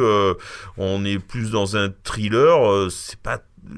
le fantastique, je le vois pas trop non plus, quoi. J'adore ce film, mais je trouve que la même année, La Mouche de Cronenberg méritait plus le Grand Prix quand même. On était plus dans le ton du festival, hein. Mais bon, moi par contre dans les oubliés, il y en a un quand même aussi que je trouve c'est la première année. Oui, je sais ce que tu veux dire. Alors t'en parlais, Thème Rock. Parle de Thème Rock, ouais, bon, d'accord, voilà, moi je l'ai jamais vu, mais quand même, pas donner un prix à Silent Running de Douglas Trumbull. Alors là, quand même, non, mais c'est bon, là, alors là, j'en vois tout péter, hein. Explique-nous qui est Douglas Trumbull. Bah, Douglas Trumbull, quoi. Ça fait partie des gens qui ont révolutionné les effets spéciaux. Enfin, c'est un réalisateur, mais c'est aussi, voilà, c'est lui qui a travaillé sur 2001, l'Odyssée de l'espace. C'est lui qui a réalisé une grosse partie des effets spéciaux de Blade Runner. Je veux dire, c'est un super gars. Et quand il a fait Silent Running, il a fait un super film, il a fait un super boulot. Il avait aussi bien des idées au niveau du scénar que au niveau de la mise en scène. Je veux dire, prendre des cul-de-jatte pour faire les robots, ça donne des super robots complètement. Enfin voilà, on voit pas les personnes à l'intérieur, on voit des robots, quoi. Et ça, c'est des petites idées géniales. C'est un film écolo, en avance sur son temps. Je veux dire, voilà. Putain, pourquoi pas de prix à ce film, quoi? Quel dommage. D'ailleurs, il va présenter plus tard Brainstorm, qui sera un film sur lequel il a mis beaucoup de temps, il y a travaillé beaucoup. C'est presque un cinéma expérimental, puisqu'il va utiliser un nouveau format d'image avec une nouvelle caméra. Ouais, c'est un film qui a des défauts, qui est peut-être un peu long, effectivement, ouais, je sais, mais bon, c'est un film que j'aime bien, quand même. Ouais, c'est un film que j'ai revu il y a pas longtemps. Alors oui, il est très, comment dire, il est un peu long, la fin est ratée. Par contre, oui, techniquement, c'est un film extrêmement réussi. Après, voilà, il a quand même des soucis de scénario. Je me répète, il a une fin bâclée. Il y a toute une explication onirique qui est pas très claire. Voilà, moi, ça me choque moins qu'il soit pas présent au palmarès. Non, oui, non. Mais moins que Silent Running, ça c'est sûr. Il y avait eu aussi Starfighter qui était passé, je sais plus en quelle 85. année, qui avait été en compétition et qui a rien eu non plus. Bon, c'est peut-être un peu mérité, même si j'adore ce film. Moi, j'aime bien. C'est mon doudou, c'est comme ça. Moi, pareil. Voilà, mais je veux dire, je crois qu'il y a Enemy Mine de Peterson qui a eu un prix, mais je veux dire de la vraie SF, il y en a pas, hein. Bon, quand même Mad Max 2 quand même, c'est de la SF. Mad Max 2 et Terminator, ça reste de la SF. C'est de la Soleil Vert. SF, oui, c'est de la SF. Enfin, il y a pas de vaisseaux spatiaux, peut-être, voilà. Ouais, de l'anticipation. C'est du post-apo. Pour moi, c'est plus du post-apo que. Ouais. Bon, après, on peut tout mettre dans des cases, je sais pas, mais bon. Mais ouais, Starfighter Enemy, voilà, mais même Mondway, Génération Proteus, Phase 4, tout ça, c'est aussi des représentants de la SF au sens large, et on n'a pas tout ça, quoi. On n'a pas, ils y sont pas. Alex Rogan avait un rêve. Tu l'auras, ta chance. L'important, c'est que le jour où elle viendra, tu devras l'attraper à 2 mains, Alex. Et puis un soir... Viens dans mon bureau. Nous avons tous les deux à parler d'une affaire de la plus haute importance. Hey. Ce n'est pas Alex qui trouva son rêve. Hé, fais attention!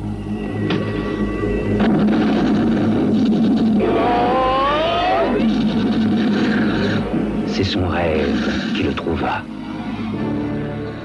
Alors messieurs, est-ce qu'il y a des thèmes, il y a des films que vous aimeriez aborder ? Ah oui, alors moi j'en ai quelques-uns encore. Alors on l'a évoqué rapidement tout à l'heure, mais Lecture diabolique qui a le Grand Prix. Alors là je l'ai revu il y a pas très longtemps. C'est un film hyper, moi que j'aime bien, que je trouve sympathique. C'est une petite série B sympa. Il y a des petits trucs intéressants dedans. Très avec une mise en abîme d'une nana qui lit dans un livre et puis ce qui est dans le livre sort, tout ça.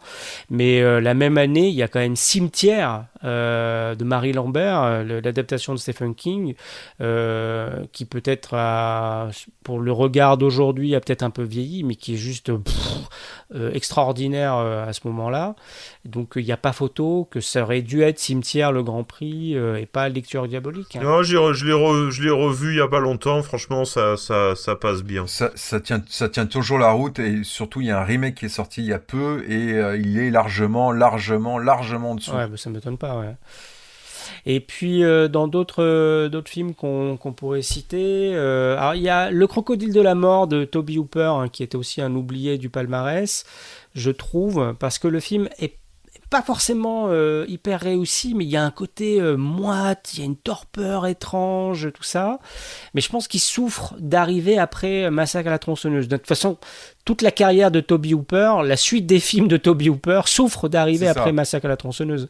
Mais Le Crocodile de la mort, il y a vraiment un truc hyper intéressant à l'intérieur, vraiment glauque, que je trouve assez intéressant, quoi. Un film qui faisait partie des fameux, pour les plus anciens, les fameux 10 films, les films que vous ne verrez jamais à la télévision, la collection vidéo de René Château, que les gens de notre génération, en tout cas, appréciaient particulièrement, dans laquelle on retrouvait justement Massacre à la tronçonneuse aussi, on retrouvait Zombie, on retrouvait Maniac, voilà, que quand même pas mal de grands films d'horreur. Mais il n'y a pas de raison, écoutez-moi. Ce crocodile, ce n'est pas une bête ordinaire. Non, monsieur, ce crocodile, on l'a fait venir du cœur de l'Afrique. Il n'y a pas d'animaux pareils ici.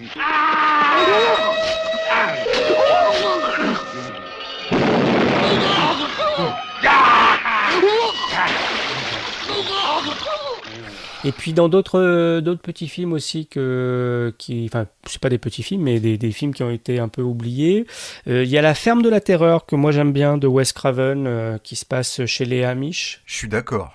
Et que je trouve voilà il y a des c'est un Wes Craven, ça mérite toujours d'être exactement voilà, c'est pas son meilleur voilà, il y a non, c'est vrai, mais il y a un petit côté téléfilm mais toujours des bonnes choses. Mais il y a des super bonnes scènes. Ça c'est vraiment un film qui est enfin je trouve sous-coté parce que dans sa carrière, on n'en parle jamais. Alors il y a des films très très forts dans sa carrière Oui, c'est sûr. Ouais. On en parlait des Griffes de la nuit, même Scream, tout ça.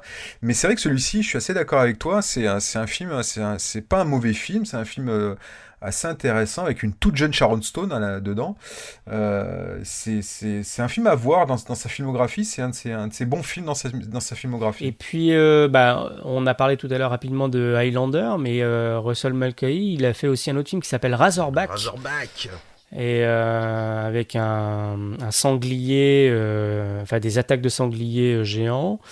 Qui est très inscrit dans les années 80, tout comme Highlander. Je pense pas que c'est survécu aux années 80, je l'ai pas revu depuis très longtemps, mais qui à l'époque de sa fabrication aurait probablement mérité un coup de pouce aussi du palmarès.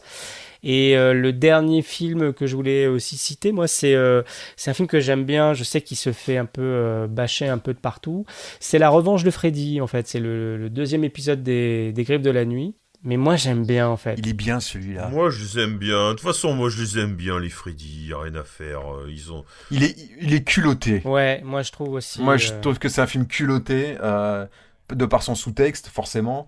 De par ses voilà, il est intéressant. Alors oui, peut-être qu'il est moins il est moins spectaculaire que le premier, il est moins spectaculaire que le suivant, le troisième, qui est réalisé par Chuck Russell, mais il est très intéressant, celui-ci, et il est pareil. Je pense que je suis d'accord avec toi, c'est un film sous-coté. Parce que même en le découvrant quand j'étais gamin, j'avais pas perçu moi le caractère, le sous-texte gay en fait qu'il y a dans le film, qui est peut-être plus ou moins involontaire d'ailleurs, mais même sans ça, il est quand même très marqué, hein. Donc il est quand même très marqué. Je suis pas sûr.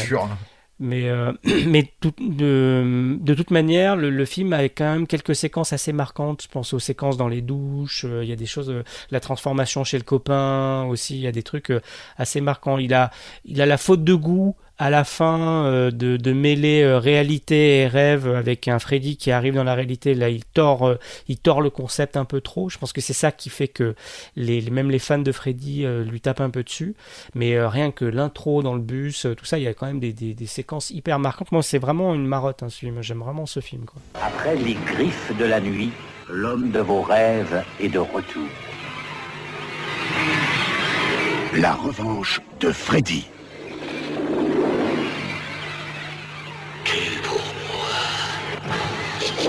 Tout compte fait, on se serait bien passé de lui.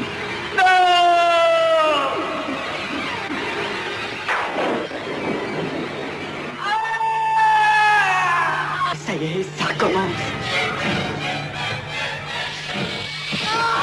La revanche de Freddy. Ouais, sinon, je parlerai aussi de deux films un peu dans le même genre, dont un que j'aime bien. Il faudrait que je le revoie, je sais pas. Peut-être vous allez me dire non, ne le revois pas. C'était Léviathan et... Léviathan quand même, les films qui se passaient sous l'eau, j'aimais bien les films qui se passaient sous l'eau comme Abyss. Donc il y avait Léviathan et Mal. M-A-L, ouais. Mutant aquatique en liberté. Mutant aquatique en liberté. De Sean Cunningham, le réalisateur de Vendredi 13. Alors moi, c'est comme toi, faut avouer, c'est quand même pas des bons films, c'est des petites séries B, mais pareil, comme toi, j'ai une certaine affection, et notamment pour Léviathan, encore plus que pour Mal. Ah oui, évidemment, d'ailleurs, c'est pour ça que j'ai parlé de lui en premier, parce que... oui, voilà, ces films aquatiques, ces aliens sous l'eau, on va dire, parce que c'est un peu la même chose, ils sont enfermés dans une station, c'est un peu le même concept qu'Alien, hein, les deux films, mais sous l'eau, et voilà, c'est réalisé avec des budgets... des petits budgets. Léviathan, c'était quand même un budget correct, mais bon, après, c'est pas, enfin, faut avouer que c'est pas des grands films, mais voilà, même comme toi, j'ai une petite affection pour ces deux films que je revois de temps en temps, avec plaisir. Et on l'a évoqué très rapidement tout à l'heure, mais il y a un grand prix qui est un peu oublié depuis, c'est C'était demain de Nicolas Meyer, hein, qui fera Star Trek 2, La colère de Khan après, et qui est un super film aussi qui mélange, qui embarque en fait Jacques l'Éventreur dans les années 80 et avec un H.G. Wells, le romancier H.G. Wells, qui est joué par McDowell, qui doivent s'affronter dans les années 80. Il y a un mélange de La machine à voyager dans le temps, il y a un mélange de Jack l'Éventreur, il y a un sacré mélange... Voilà, et qui est vraiment hyper passionnant, touchant, bien écrit, avec des personnages très attachants. Je sais pas si c'était le meilleur film de la compétition cette année-là, mais je comprends pourquoi on avait donné ce prix-là, parce que c'est difficile de résister à ce film en fait. Il est vraiment super, quoi. Moi, je suis comme toi. J'en parlais tout à l'heure. En fait, j'en parlais parce que cette année-là, il y avait Mad Max, et moi, j'ai une grande affection pour ce film parce que je trouve que c'est une claque et que 40 ans plus tard, c'est toujours une claque, mais bon, oui, ça reste dans un sens hyper attachant. Enfin, je vous l'ai dit 100 fois. Je m'appelle Herbert George Wells. J'ai traversé les années dans une machine que j'ai fabriquée. Je poursuis Jacques l'Éventreur qui a fui dans le futur à bord de ma machine. Si vous ne faites rien pour l'arrêter, il égorgera Mademoiselle Robbins ce soir à 7h30. Parlez-moi du revolver. On ne fabriquait pas ce modèle en 1893. Il date de la guerre de Corée. Mais je vous le répète, cette arme, je l'ai achetée afin de protéger la vie de Mademoiselle Robbins si ce maniaque se manifestait. Vous voulez te procurer où? Chez un prêteur sur gage. Je ne sais pas comment il s'appelle. Mais vous perdez du temps maintenant, écoutez-moi. Peu importe le revolver, peu importe le prêteur ou la machine, oubliez que je m'appelle H.G. Wells. Je vous en prie. Faites quelque chose, sauvez-la. Et moi, il y en a, oui, ici, il y a un film, un gros oubli, et qui n'a pas eu de prix. Et pour moi, je trouve que c'est un film qui est cultissime. En plus, j'adore ce réalisateur qui, à chaque fois, c'est Lars von Trier avec Element of Crime en 85, qui a même pas eu un... Je veux dire, ils ont donné un prix à Electric Dreams, mais je suis désolé, il y a pas comparaison, quoi. À côté d'Element of Crime, qui est un vrai film d'auteur avec une réelle mise en scène, une lumière absolument dingue. Je veux dire, enfin voilà, c'est Krull. Oh non, et non, Krull ah non, alors de Peter Yates. Non, Parlons de Krull. Tu veux qu'on en parle, mais c'est une bouse ce film, c'est pas possible. Mais vas-y, défends-le. Non, c'est pas possible. On n'a pas parlé de Krull. Oh là là. Volontairement, j'y ai pensé, mais volontairement, je pouvais pas le citer parce que je ne sais pas si tu l'as revu il y a pas longtemps ou si tu l'as vu, mais ne le revois pas. C'est horrible. c'est carton-pâte, c'est con, c'est mal joué. Enfin, tu vois, même Flash Gordon, on arrive à avoir de la sympathie parce qu'il y a un côté marrant, quoi. Flash Gordon? Ah non, mais Flash Gordon, non, ouais, attention sûr, à ce que vous allez dire, je vais faire un express dessus, hein, je vous le dis de suite. Hein, donc, non, mais bien sûr, mais tu vois quand même avec tes yeux, tu vois quand même que bon, il y avait plein de trucs ratés. Moi, ça m'évoque vraiment mon enfance. Il y a un côté doudou aussi, pareil que toi. Mais bon, quand tu le regardes, c'est compliqué, Mais c'est le côté kitsch qui est encore attachant en fait à de Flash Gordon. Et c'est ça, complètement. Et puis la musique de Queen, et puis Max von Sydow, et puis voilà, et puis c'est une BD, et puis c'est fun, et puis ça s'arrête jamais, ça va dans l'art, c'est pas, il y a pas de demi-mesure, on va jusqu'au bout. Il y a Timothy Dalton, c'est kitsch à mort avec des ah non, c'est trop bon, moi j'adore, j'en peux plus, je le revois, c'est un film que je revois régulièrement et je kiffe. Mais Krull oublie direct, hein. Vraiment. Ah ouais, c'est tout ça sans Timothy Dalton, sans Max von Sydow, sans la musique de Queen. Donc là, du coup, ça devient raide. Hein. Ouais, tout à fait. Ouais, et là, ça. Le kitsch, il est navrant. Donc voilà, le film est navrant. Non, mais c'est raté. C'est des films comme ça. Le glaive n'est qu'un ancien symbole. Il n'existe pas réellement. Il existe. Là-haut. Dans une grotte, sur le pic le plus haut. Sans le glaive, tu ne pourras jamais rejoindre Lisa. J'ai besoin d'armes, pas de symboles. Jadis, le glaive était une arme très puissante. Il peut encore l'être. Mais uniquement dans la main de l'élu. Seul l'élu peut retrouver le glaive. Suis-je cet homme ?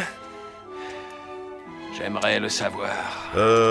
Sinon, Stuart Gordon qui va quand même être présent tout le long, donc avec Reanimator, mais après il va être cantonné à la section peur de toute façon. Mais il a toujours été sélectionné dans cette section-là entre 86 et 90, donc il y avait, comme tu dis, Reanimator, j'en parlais tout à l'heure, et Front Beyond. Non, pas tout le temps. Pas tout le temps, puisqu'après, il aura le droit il y aura Fortress qui oui, je l'avais oublié,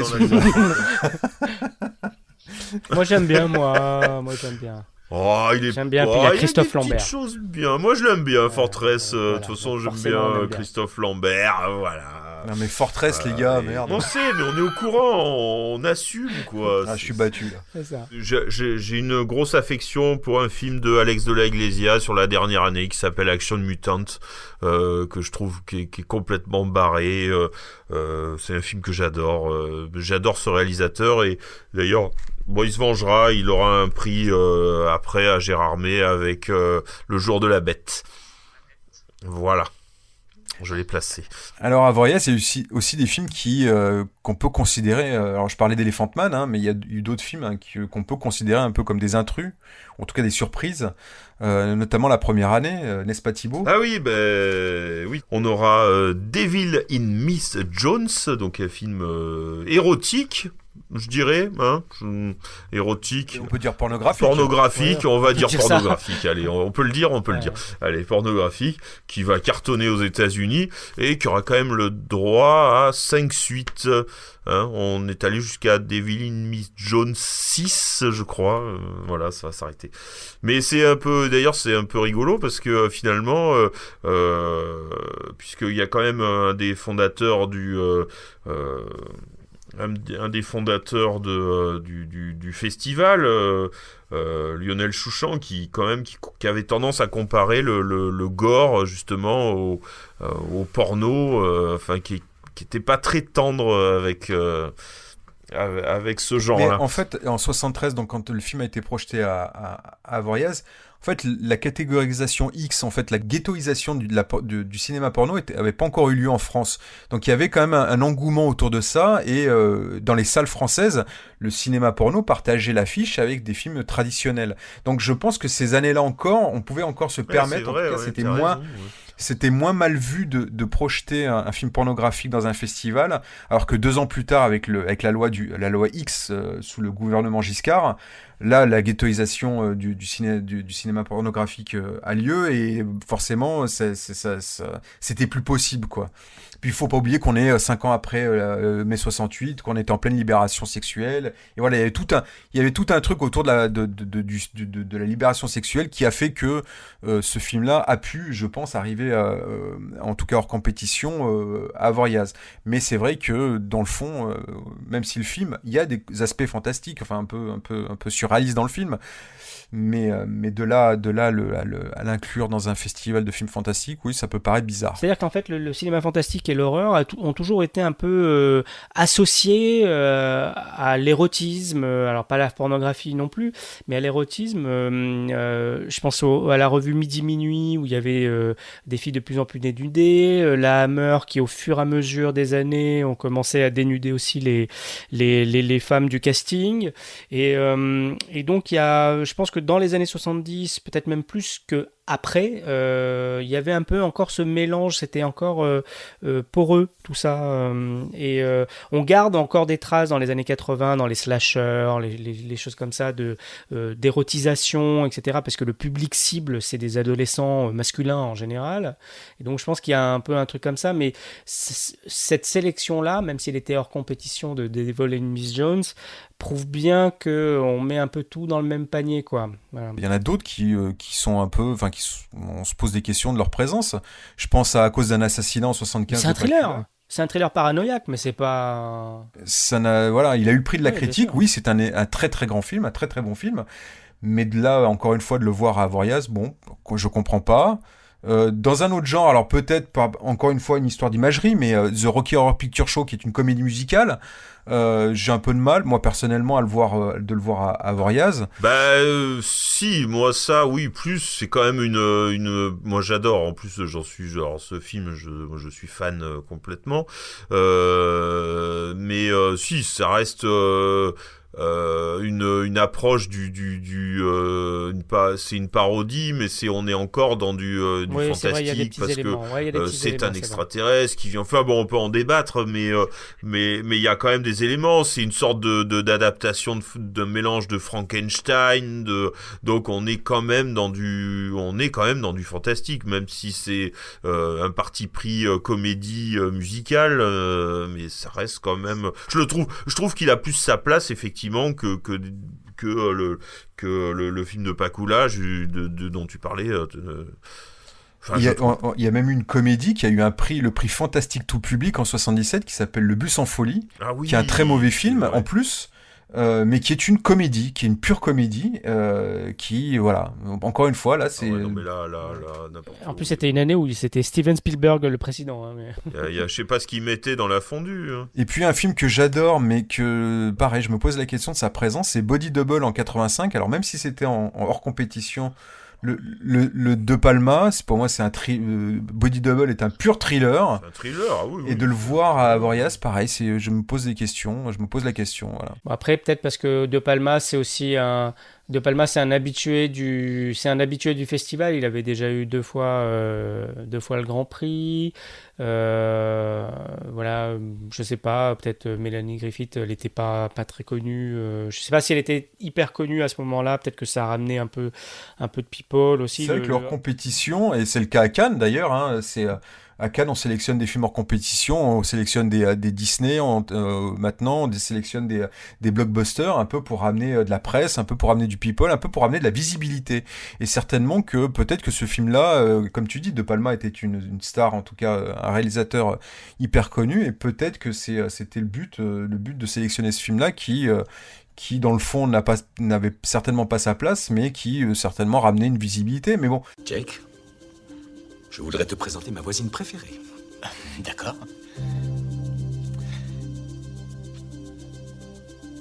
Tu la vois? Oh. Attends. Oh. Mais qu'est-ce qu'elle fait? Et continue à regarder, tu vas voir, tu veux te rapprocher. Ah ouais. Oh là là. C'est net, là? Oui, c'est encore un peu flou. Et là? Oui. Oui, Fantastique. Elle fait ça souvent? Tous les soirs, réglé comme une horloge. Tous les soirs? Oui, attention, il est derrière vous! Grâce à ce hors compétition, on a pu assister à des projections vraiment de films assez super. Hein, je veux dire, il y en a toute une liste. Highlander, exactement. Ouais, tout à fait. Qui aurait quand même Highlander qui aurait mérité une petite un petit prix. Hein. Ouais, clairement. Je rebondis à ce que tu disais auparavant, Mick, sur le slasher. En fait, c'est un genre qui a été présent à Avoriaz, mais qui a toujours été ignoré des palmarès. Il y a eu le premier Vendredi 13 qui était sélectionné en 80, mais qui est parti bredouille. La suite n'a pas été sélectionnée. Il y a eu le Meurtre en 3 dimensions, le troisième opus, qui a été sélectionné, mais hors compétition. Et les suites ont été oubliées. Il y a eu Meurtre à la Saint-Valentin aussi qui a été sélectionné, mais qui n'a rien eu. Alors oui, c'est un sous-genre que beaucoup considèrent comme mineur dans le cinéma d'horreur, fantastique et d'horreur. Mais voilà, moi personnellement, je trouve ça un peu injuste parce que c'est quand même un genre intéressant, un genre populaire hein, aussi, hein, pour ceux qui aiment le cinéma d'horreur. On parlait des films oubliés, mais il y a aussi des genres oubliés. Puis il y a aussi des réals aussi oubliés, hein, un peu, même Romero, tu vois, on n'a jamais cité, depuis le départ, on n'a jamais cité Romero. Et Romero, il a été très peu, il y avait, je crois qu'il a, hors compétition, il avait présenté Le Jour des Morts Vivants, mais je crois il y a eu très peu de... Incident de parcours, je crois, c'est peut-être son seul film en compétition. Et je crois d'ailleurs qu'il avait eu un prix en... Ouais, Incident de parcours, il a eu un prix. Mais malgré tout, un mec comme Romero, voilà, c'est un peu comme Argento, c'est un peu comme alors Carpenter, il était présent mais oublié. Mais voilà, c'est quand même des réalisateurs majeurs du cinéma de fantastique de ces années-là. Et c'est quand même des gens qui on parlait des gens qui ont été très présents au palmarès, comme De Palma, comme Lynch, voire Cronenberg aussi. Mais c'est vrai que ces gens-là voilà, ils ont jamais été récompensés à leur juste valeur. Il y a aussi Sam Raimi hein, qui a eu quelques films sélectionnés, parfois en compétition, hein, Evil Dead 3 l'été par exemple, mais soit les films n'étaient pas en compétition parce que peut-être des conflits de sortie ou des choses comme Mort sur le grill, notamment Mort sur le grill que j'adore. Voilà, Evil Dead le premier n'a pas été sélectionné, mais peut-être que c'est un conflit de sortie, hein, voilà. Mais La plupart du temps, même ces films n'ont pas été plébiscités par le jury. Et c'est pareil, c'est un peu étrange, quoi. Ça reste quand même un des plus grands réalisateurs de films fantastiques de cette époque-là. Hein. Enfin voilà, bon, je crois qu'on a fait le tour hein, quand même des nanars, des bons films, de tout un peu ce qui nous a plu, ce qui nous a moins plu. Ah ben on a fait un large tour en fait. On a parlé de beaucoup de films malgré tout et ça montre aussi la richesse qu'a été ce festival-là. On en parlait au début, mais toute cette longue liste de films dont on vient de parler montre vraiment cette richesse, la qualité de ce festival qui a jamais été, qu'on n'a jamais retrouvé par la suite. On parlait de Gérard Armé, mais même par la suite dans d'autres festivals.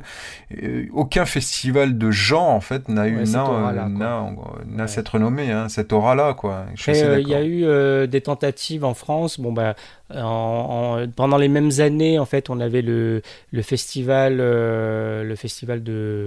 d'Alain Schlockhoff, de Paris, qui était apparemment assez délirant et tout ça, qui a un beau palmarès lui aussi, hein, d'ailleurs, mais qui s'est arrêté aussi. Le Evil Dead, je crois, en tout cas, le Evil Dead 2 avait obtenu la récompense suprême, ça s'appelait la Licorne d'Or, dans mes souvenirs. Finalement, les films qui n'étaient pas forcément assumés par le festival d'Avoriaz étaient présents dans ce festival de Paris, mais c'est vrai qu'il n'avait pas la même notoriété, il n'avait pas la même aura. Mais pourtant, les oubliés du palmarès d'Avoriaz, on en retrouve certains dans ce festival-là. Il y a Mad Max, Halloween, il y a eu aussi House, Evil Dead 2, tu l'as dit, Aux frontières de l'aube, Le jour des morts vivants de Romero.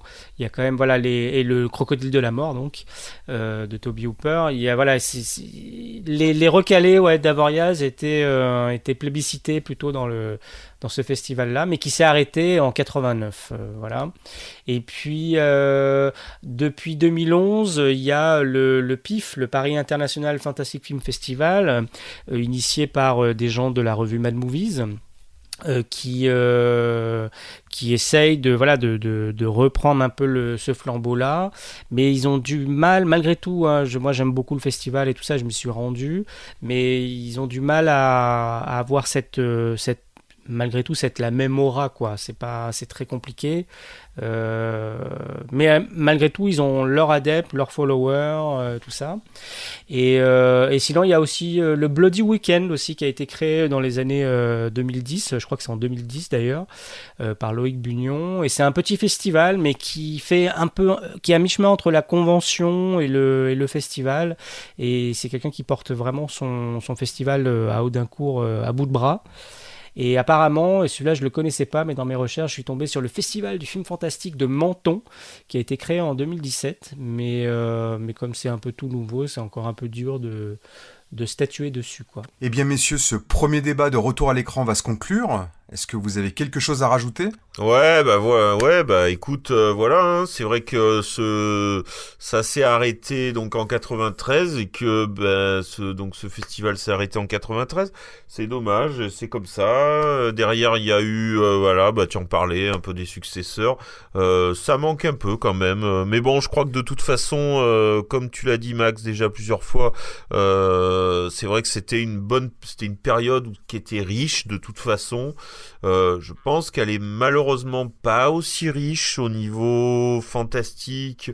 Je dis ça peut-être parce que ça y est, je suis vieux, je sais pas, mais je trouve pas le cinéma d'horreur.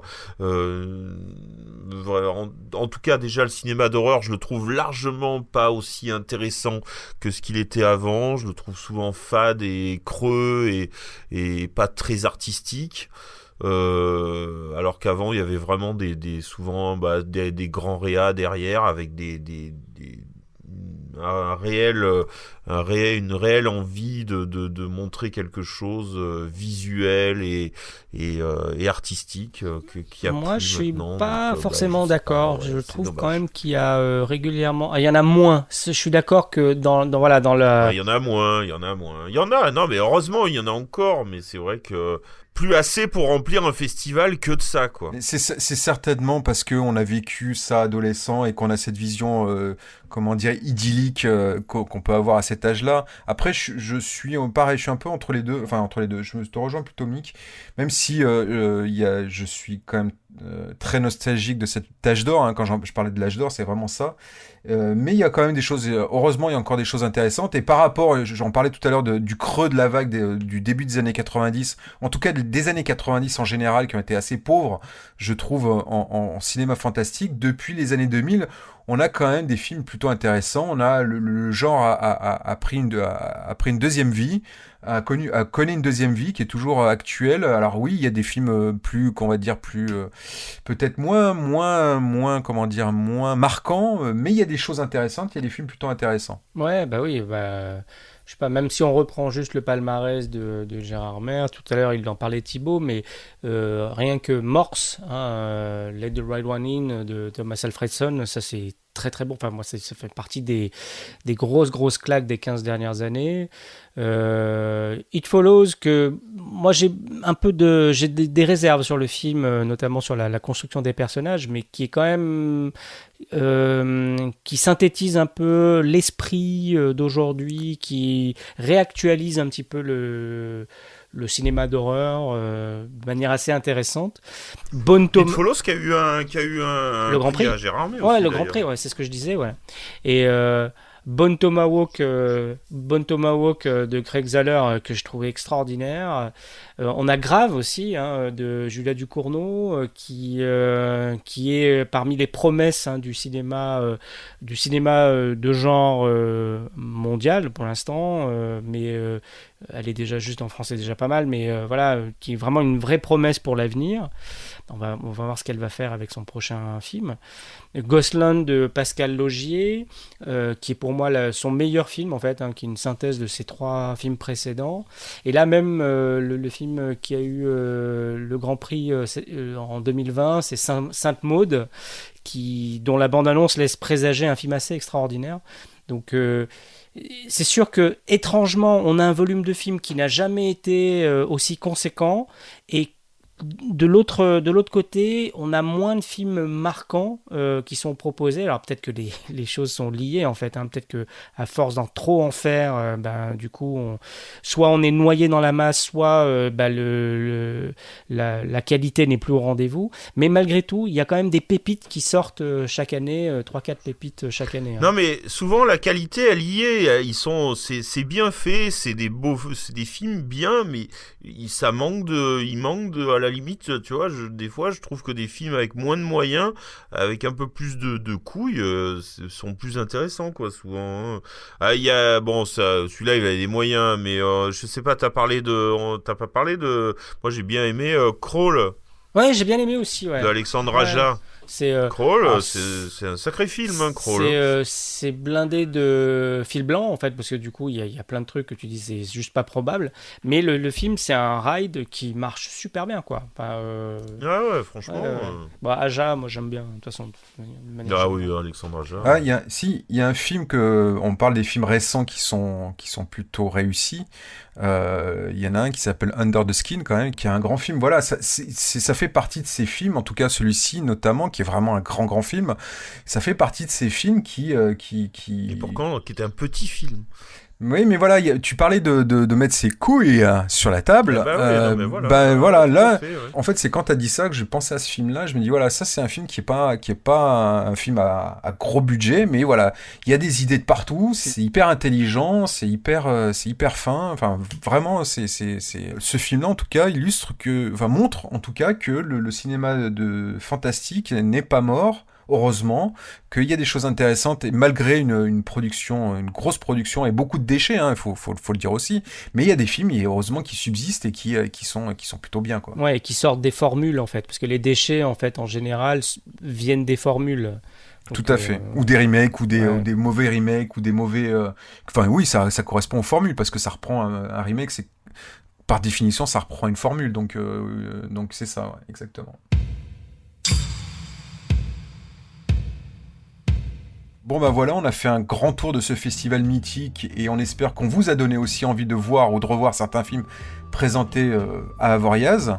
Il est temps de nous quitter. Salut Mick. Salut. Et salut Tib. Et salut, et on leur dira au revoir les petits gars. Au revoir les petits gars. Vous pouvez retrouver tous nos précédents épisodes sur notre site retouраlécran.fr, sur notre chaîne YouTube et sur les meilleures plateformes de podcast. Google Podcast, Apple Podcast, Spotify, Deezer et Buzzsprout. Et vous pouvez nous retrouver aussi sur les réseaux sociaux. Merci à tous, n'hésitez pas à nous laisser des commentaires, ça fait toujours plaisir. Et puis j'espère que vous serez prêts à nous entendre encore une fois assez bientôt pour la prochaine. On verra. Surprise. Il y en aura d'autres. Je reviendrai. Moi, si je devais résumer ma vie aujourd'hui avec vous, je dirais que c'est d'abord des rencontres. C'est vrai que je ne vis que pour le cinéma. Pour être aimé, il faut être aimable. Vous voulez un chocolat? C'était pas ma guerre. Back and full force. Quelle est votre devise? Je m'appelle Bond. James Bond. Vous délirez totalement là. C'est ça qui permet de voyager à travers le temps. La vie a plus d'imagination que nous.